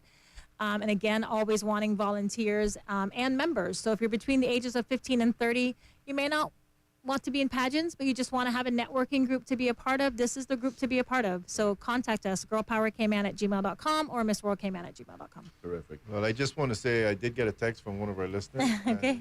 It says it's about time to put Cayman Islands on the map. It of is. Beauty contest. It will help promote tourism. Thank you. It sure will. And I guess, again, thank you to the tourism minister for doing, because he sees that, right? Absolutely. He sees the long-term. That's the 50-50. Yeah, exactly. The reward. So thank you so much. And yeah, that's my goal. I'd love to put Cayman on the map. And in addition to your contact details, I know Girl Power is on Facebook, social media, but yeah, your pageants as Instagram. well? Yeah, so Girl Power Cayman, Miss World Cayman, Miss Supranational. No, it's called Miss Super Cayman, and Miss Teen World Cayman they're all on Instagram and Facebook. Excellent. Yeah, and email. Well, certainly you've provided again a mouthful of information. Thank you for the education you gave both my colleague and myself. Certainly as it relates to many stereotypes related to beauty pageants, but also to echo my colleagues, compliments, congratulations on the life work, I would dare say, that has been Girl Power and the pageants and your vision, your goals, and we join you with those goals. Thank you. And again, anything that we can do to help you in the future, please. We hope you won't hesitate. Yes, thank you so much. Thanks for your support. And I will say, Pamela, again, continue. Great job. And one of the things I've always said is immortality, I think, comes a lot when people never forget you. And I think there'll be a lot of people remembering you for years what you're doing. Thank so you. Keep it up. Thank you so much. Indeed. We have to pause and check in with the top of the hour. That's 6 o'clock news brought to you by the BBC. But the phone lines remain open, 745-2626. When we come back, a little bit of open mic. An opportunity to take a look at the headlines, but still more Straight Talk still on the way, so keep it locked to 103.1 FM. Bobo FM. We're making Bobo FM bigger and better. We've got a brand new frequency with even more power. Retune your FM radio to 103.1 now. This is Bobo FM, the home of the BBC World Service, the most trusted news source in the world. Now in our new home of 103.1 FM. This is Bobo 103.1. The BBC's From Our Own Correspondent. In today's Russia, no one is allowed anywhere near the political stage if they pose a serious challenge to Vladimir Putin. Stories and reflections from our reporters around the world. There is a major sense of insecurity here. More people are coming in from Sudan every day. From Our Own Correspondent from the BBC. The home of the BBC World Service. This is Bobo FM.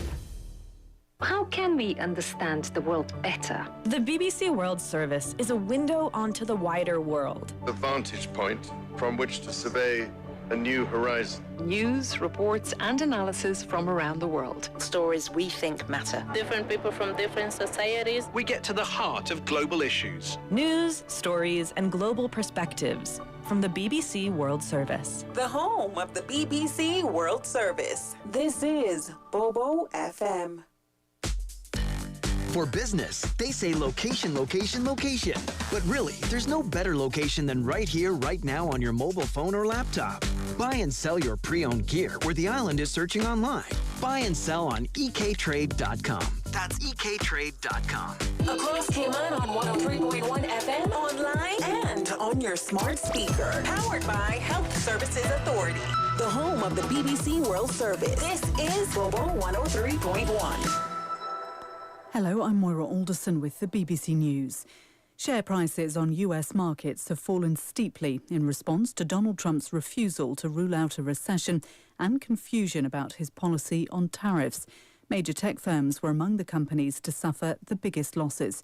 Erin Delmore reports from New York. It was a bruising day on Wall Street. All three major U.S. indexes suffered, with the Dow losing more than 800 points, the S&P hitting a six-month low, and the tech-heavy Nasdaq down 4%. Investors are rattled by a Fox News interview in which President Trump refused to rule out the possibility of the U.S. entering a recession. He said instead that the economy was going through a period of transition. Investors are concerned that tariffs will lead to higher prices for consumers and complicate efforts by Federal Reserve officials to bring down inflation and cut borrowing costs. Syria's new government says a powerful force in the northeast of the country, the Kurdish-led Syrian Defence Forces, has agreed to halt hostilities and merge its institutions with those of the state. Mike Thompson has this report. Syria's fledgling government only controls part of the country, with other armed groups holding the rest. Of these, the Kurdish-led SDF is perhaps the most powerful. Its forces hold sway in a huge semi-autonomous area of the northeast. Now, according to Syria's interim government, the SDF is to relinquish control of its large battle-hardened military along with its airports and border posts. These will be run by a joint administration. The SDF, which has repeatedly clashed with Turkish-backed militia who support Syria's new leadership, has not yet commented on the deal. The army in the Gambia says a former brigadier general suspected of being a member of a death squad during the ex-dictator Yahya Jammeh's rule has been found dead in prison. Our Africa regional editor, Will Ross, reports. Bora Colley spent 8 years in exile after the former President Yahya Jammeh was voted out of office and fled the country. He returned to the Gambia last year and was imprisoned. The country's Truth Commission had already said Bora Colley should be prosecuted for killings and torture when he was a member of a notorious paramilitary unit known as the Junglers. The army says he died in prison from an existing medical condition. In December, West African leaders agreed to set up a special tribunal. So in theory, Yahya Jammeh, who lives in Equatorial Guinea, could still be tried for the abuses committed during his 22-year rule. The US Secretary of State, Marco Rubio, has expressed optimism over Tuesday's planned meeting between US officials and Ukrainians in Saudi Arabia. Speaking to reporters just before landing in Jeddah, he said Washington needed to get a general idea of what concessions Kyiv is prepared to make so that President Trump's plan for a quick truce in Ukraine can go ahead. World News from the BBC. President Trump has welcomed the detention of a Palestinian student protester in New York as the first of many to come. Federal immigration officials detained Mahmoud Khalil on Saturday as he returned to his campus accommodation at Columbia University. The student's lawyer said he was told that his visa and residence permit were being revoked. Mr. Khalil is not thought to have been charged with any offence. Police in Nigeria say fighters from a recently formed jihadist group have killed 13 people and set fire to 8 villages during an attack in the northwest of the country. A police spokesman said militants from the Lakurawa group were avenging the killing of one of the group's commanders by security forces in the area. The Vatican says Pope Francis's condition is improving and that he's no longer in imminent danger. In a statement, the Holy See confirmed the pontiff was responding well to treatment and that a guarded prognosis has been lifted. The 88-year-old has been in care since mid-February. Bethany Bell has more.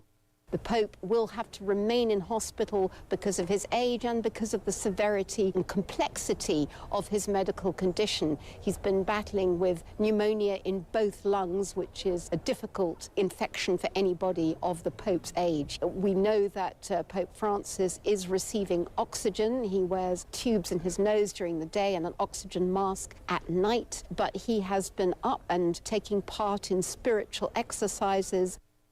French MPs have adopted a bill making it easier to open new drinking bars in villages in a bid to revive social life in rural communities. The new legislation loosens strict restrictions on bar permits to sell spirits. Currently, many bars in France can only provide beers and wines. In the 1960s, France had 200,000 bars. Today, the number is under 40,000. BBC News. The views and opinions expressed on Straight Talk with Austin and Ellio do not necessarily reflect or represent the views of Stingray Media, its staff, or contributors. Callers to the program accept full responsibility for the views expressed. The show host and affiliates are not liable for any statements made or any harm claimed. All callers to the program indemnify Straight Talk from all claims. Offensive, defamatory, or unlawful content will not be tolerated. Be a part of the conversation by calling 745-2626. Now, here's Straight Talk with Austin and Ellio on Bobo 103.1. Ladies and gentlemen, welcome back to Straight Talk with your host, Austin Harris, and myself, Ellio Solomon. And on your dial, it's 103.1. Again, it's 103.1. 89.1 still streaming there as well, but make sure and convert to 103.1. It's only going to last a few more days. Just about 6:06 in the studio, giving us about 24 minutes. If you want to call and get into the conversation, it's 745-2626. That's 745-2626. Indeed. And of course, the WhatsApp line is also still available to you at 928-2562. You can send us either a WhatsApp voice note or a traditional WhatsApp text message. Either way, we'll receive it and share it with our listening audience and certainly add it to our conversation. So I have two things to say, Austin. One is on the Women's Day. On the Women's Day. I guess I should say that today is March the 10th. Yeah. I want to wish my eldest a happy birthday. She's a beautiful girl that I'm so very proud of. Now her own mother, wife, everything. You're a grandpa. Yeah, I am. Wow. I just don't look it, but I am. No, you don't. Just want to wish her a happy birthday, and you can't talk about age. Can't talk about age. No, I'm not going to say it. But I just want to say happy birthday and know that I love you very much. Yes. And may you live to see many, many more. So her birthday falls on our 1 month 10th of March, anniversary. absolutely. Perfect timing. Makes it even more special. I can see number players writing that down. Yeah, ready to go. We're going to that tonight, boy. That's the one. We got 03, then we got a 10, and of course the 20 and 25. It's right in there. Make it double winner. And somewhat putting on my ACT hat, I do want to extend, how should I put it? We're saddened to hear that Mr. Walter Kidd had some buses and stuff that got burnt up. I understood some incident that occurred in Bordentown. Oh, yeah, that was yesterday's Bordentown fire. 3 cars and 1 home, I heard. Yeah, and again, I think he lost 2 buses or something in that particular event. But again, on behalf of ACT, I definitely want to extend, our best wishes to him.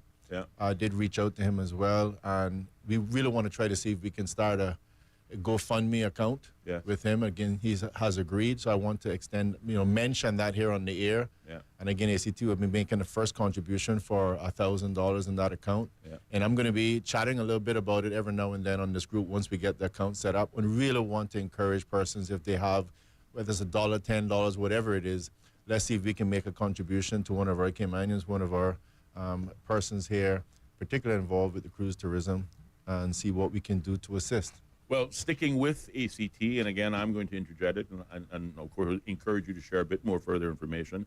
Over the weekend, I found myself, conversing with one of our contributors to the program on WhatsApp, particular to I think there was a video floating around of an image in Cayman of an actual ship maintaining, its fixed position in the water using bow thrusters. And of course, there was no milkshake or otherwise, as has been thrown around. And when we talk about some of the misinformation that is being used in the public domain to defend positions.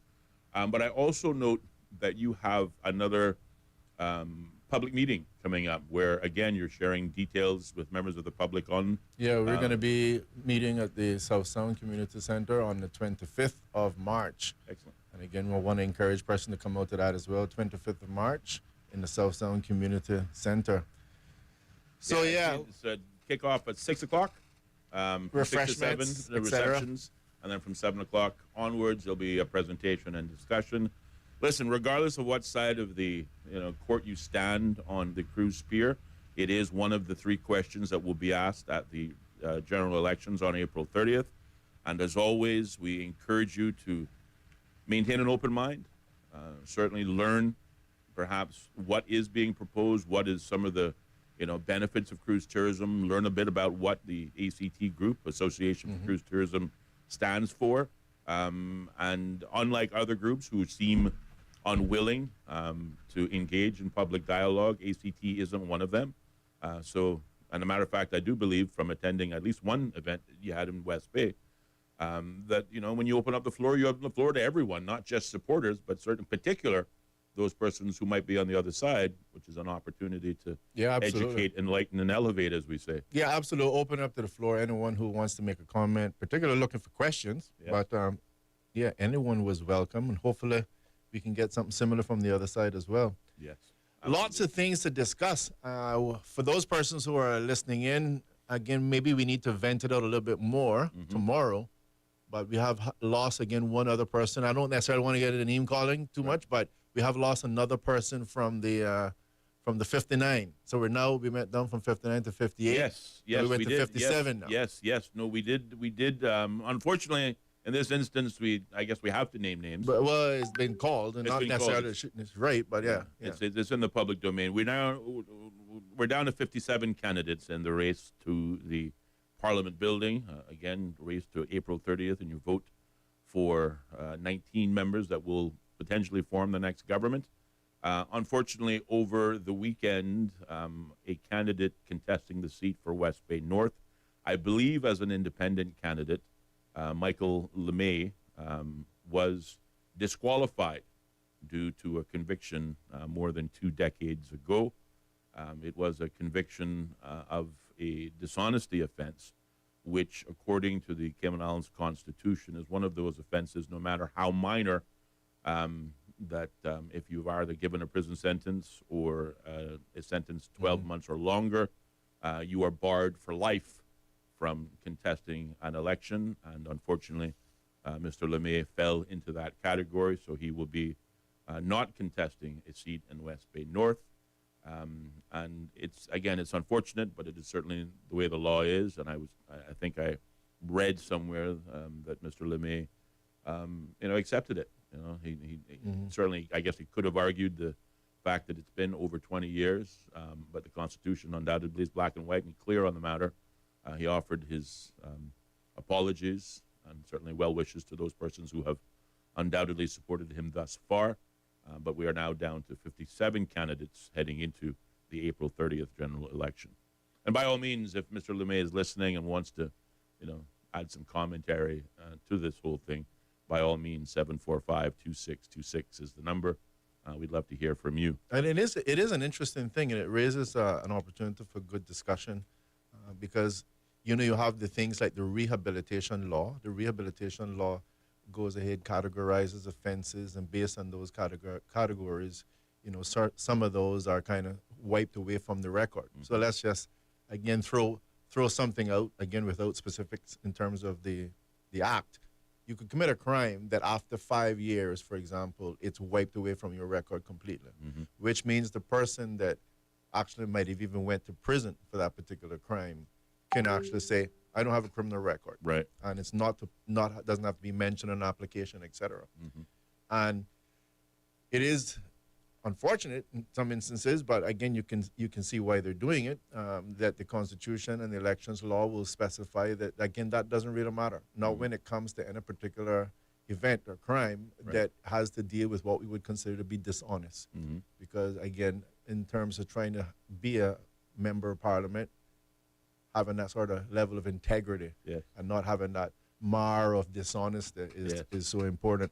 And this has been 20-something years, but it's just the way it is, as my colleague has said, both in terms of election law as well as the Constitution. And the other thing you mentioned is important too. Again, even if it's not dishonesty, but the person has served more than 12 months, then that is, again, another reason to be struck from the record. So could have been 11 years, 28 days, that's fine. but not 12 months. Yeah. Quite right.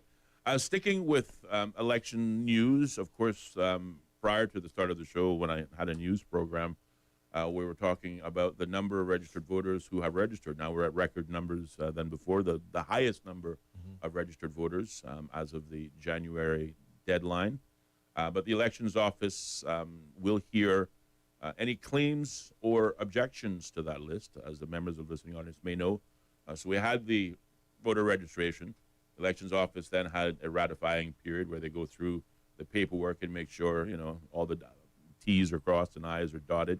But they also engage in an examination of those applicants and applications to make sure, for example, that the voters live in the constituency in which they are seeking to be registered in, which normally is one of the areas that are generally contested. The Elections Office will be hearing claims and objections to the new voters list on Friday, the 14th of March. Any objections or claims can be brought to their attention in their offices along West Bay Road, 68 West Bay Road, Georgetown, the same building where I guess KFC is, across the street from the Grand Hyatt Hotel construction site. Claims and objections to the list have been made so far in 17 of the 19 constituencies, with only Savannah and Cayman Brac West and Little Cayman being free of any claims so far. But there are challenges. There are some challenges, yes, to it. So once they have gone through this process, then the final electoral list will be published in the public domain on the 1st of April. Does it say anything or give an indication as to what the challenges are? It does not, but I presume, again, just based on previous challenges, it will come down to the whole living in and voting in the same constituency. Living in one area but voting in another. Correct, correct. And then that's one of the requirements of being registered in a constituent, that you actually have a physical presence, residential presence of yourself. If you're voting in that area. Voting, there can't be maybe your family home, but you live somewhere else, but you use the family home as your address because, again, maybe you want to vote for somebody special.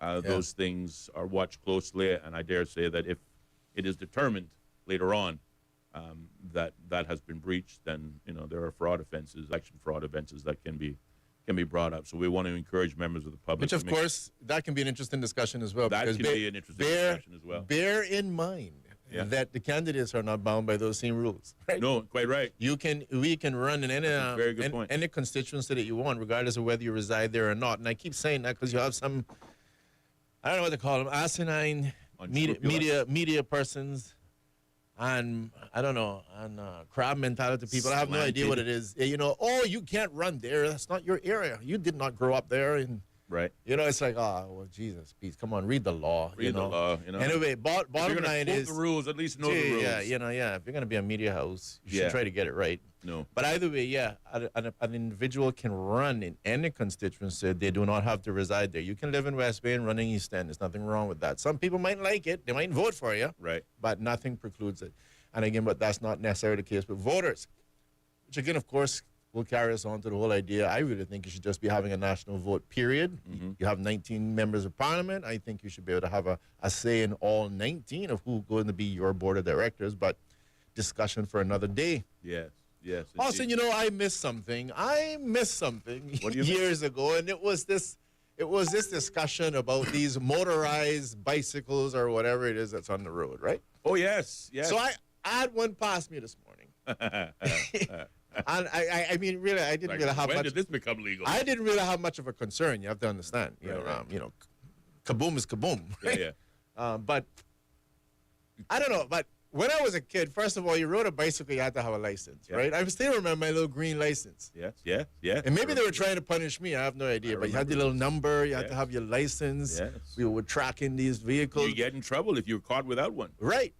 You have to have your light on in the night. Come on, it seemed to make sense to me. Tell you what, logical. Less people got knocked down from bikes back then. Yeah, it made sense to me. Had to have your proper reflectors. And don't forget, if you had the little flyers coming off your handlebar, especially the red, white, and blue ones, your bike went faster. It did go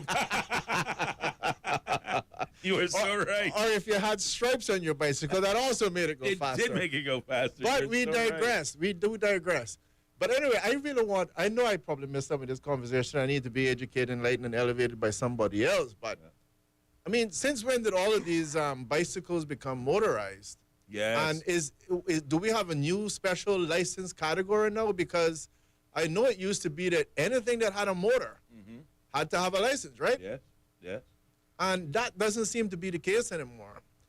And if you're riding something that's motorized, I mean, people are always on the side of you in the car, whether it's the left or the right. But I don't think that technically that is legally correct either.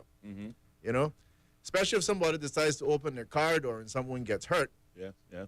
I don't think it should have to come down to that to be discovered. But anything that was motorized had to have a license. And I just don't know. I mean, why is it we've got people on the scooters, you've got people on the bicycles, everything, you know, they're just hooking drills up, whatever it takes now to turn the wheel, and it seems to be fine. And I'm just wondering. Yeah. Somebody educate me on that. Yeah, no, I think we certainly would need that. I mean, I have tried to stay out of the media for the last 4 years. I tried to keep a low cover and just work. So maybe I missed something, but maybe you should get the RCIP in here and maybe explain it to us.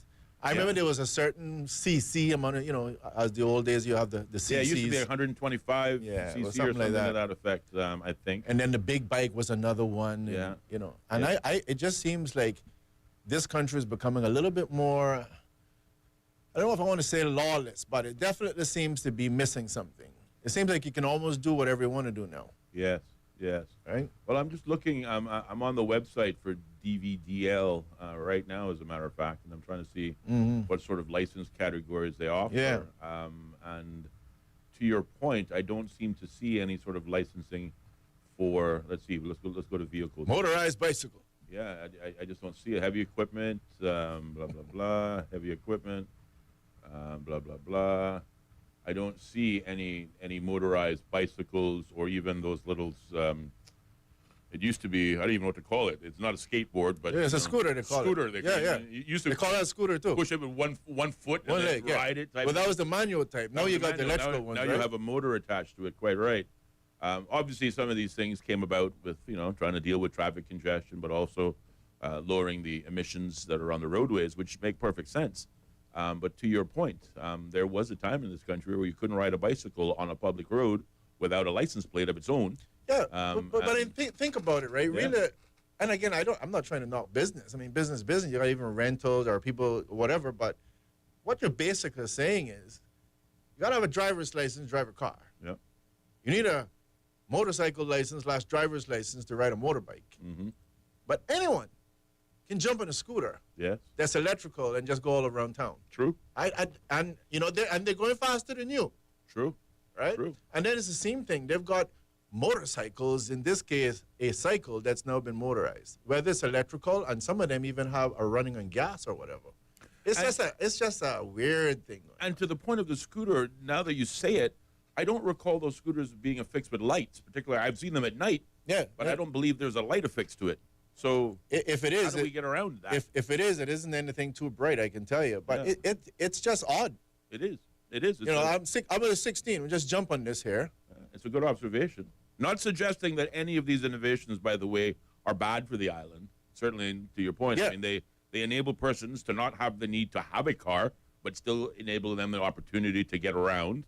And again, if you're working a kitchen, and your shift starts at 4 a.m. in the morning, you find it kind of difficult to find a cab at that time in the morning. But certainly, you don't have to walk to work anymore. And again, it's just a curious question. So, licensing department, NRA, somebody maybe. I just think it should be some proper rules. I mean, another thing is I'm always coming from coming out east. Yeah. And I'm coming home, and there used to be one particular area, but they seem to put a light there now. But this other thing is people wearing dark clothes. Oh my God! Standing in the dark, and then chances are they're dark. I see this. And I'm like, this is like looking for someone to knock you down. Yes, you are absolutely right. And I crossed one such individual just this weekend, and that was the exact thought I had. You complained about, quote unquote, being hit. Right. We see any number from cyclists not staying in their lane, but riding side by side. One of them is in the main roadway. Yeah. But should your car get a little close to them, they want to. You did something wrong. You did something wrong. Mm-hmm. But you add to that the dark clothing and no lights, and you see this almost always on South Sound Road, where it's also a very popular walking track. But you're right; they wear these dark clothing. I guess dark is slimming, but. Not exactly the ideal clothing to wear when you're walking on a public road. Yeah, so. I mean, and I see it all the time. And I've seen people they're standing in pretty much the shadows of the trees, and you don't see them until you're right on them. Yes. And then, I mean, it's going to be a terrible situation. One, someone ends up killing someone. Someone dies, and then the other person's scarred for life because they ran over someone. not a good thing. Right. And I mean, come on. Indeed. But it's like, are you fishing for something? I'm standing in the dark. I'm dark and I'm wearing dark clothes. Yes. So it makes it a little bit hard for me to see you. Yes. No. I don't know. Something needs to be done. Well, Where's the police when you need one? Well, we do have a voice note on WhatsApp. Maybe it's a question, an answer to the question we're asking. Let's have a listen. Yes, good evening. Austin and Ellio, Straight Talk. I just tuning into the show now because I had a funeral to attend after work or at 4 o'clock, and I just finished and driving home. But just a quick call, and you guys are on to another great topic today again about traffic and about all these electric vehicles, motorized vehicles, battery vehicles, these so-called birds, those things that people are scooting around. They're placed with on the roads without any helmets, without any lights, nothing. And I know we're just short time away from some disaster taking place with them, unless, as you guys are saying, they need some control, some rules, some licensing, absolutely, some education. So please see if you can get somebody from the RCIPS traffic management unit in there, and anybody else from the policy making in terms of transportation to talk about that, because people trying to get around because public transportation is bad and traffic is congestion is thick, but getting all these gadgets like the bird that I see them running around in is really a disaster waiting to happen. So thank you guys, and keep up the good work, and keep talking about solutions. Thank you, sir. God bless you also. We do appreciate that feedback, Ellio. No, I mean, it's just like I said, I'm not in any way at all. This is not a conversation that I'm bringing up to knock in a specific business or, again, just trying to be an impediment to anyone who's trying to get to work. But I think you have to have, first of all, as a talk show, as a group of people, we should be working to do whatever is best for Cayman, whatever is best for Caymanians, right? And I just can't see how it's going to be right. And it really came to my mind this morning as I was going to work, and there was someone that just kind of zoomed across me on what looked like a bicycle but ran like a motorcycle, and they're in the middle of the road. And like I said, first of all, I'm not actually looking for anyone to be there, and I look forward to someone telling me I'm wrong, but I don't actually think, even though motorcycles and bicycles and everything do it, you're not really supposed to be zipping past. If you were going to be zipping past, I would have thought you would have been on the left-hand side of my car, which is sort of the bicycle lane. Right. But again, it's just crazy. It's just something that really needs to be looked at. I think we're at the end of the day. Yeah, 22 minutes, 22 seconds left. But to your point, it certainly is giving us direction. We will seek to have the RCIPS or someone in the know to answer that question for us. But that's all the time we have for today. I'm your host, Austin Harris. And I'm Ellio Solomon. See you tomorrow right here, 4:30 on Straight Talk.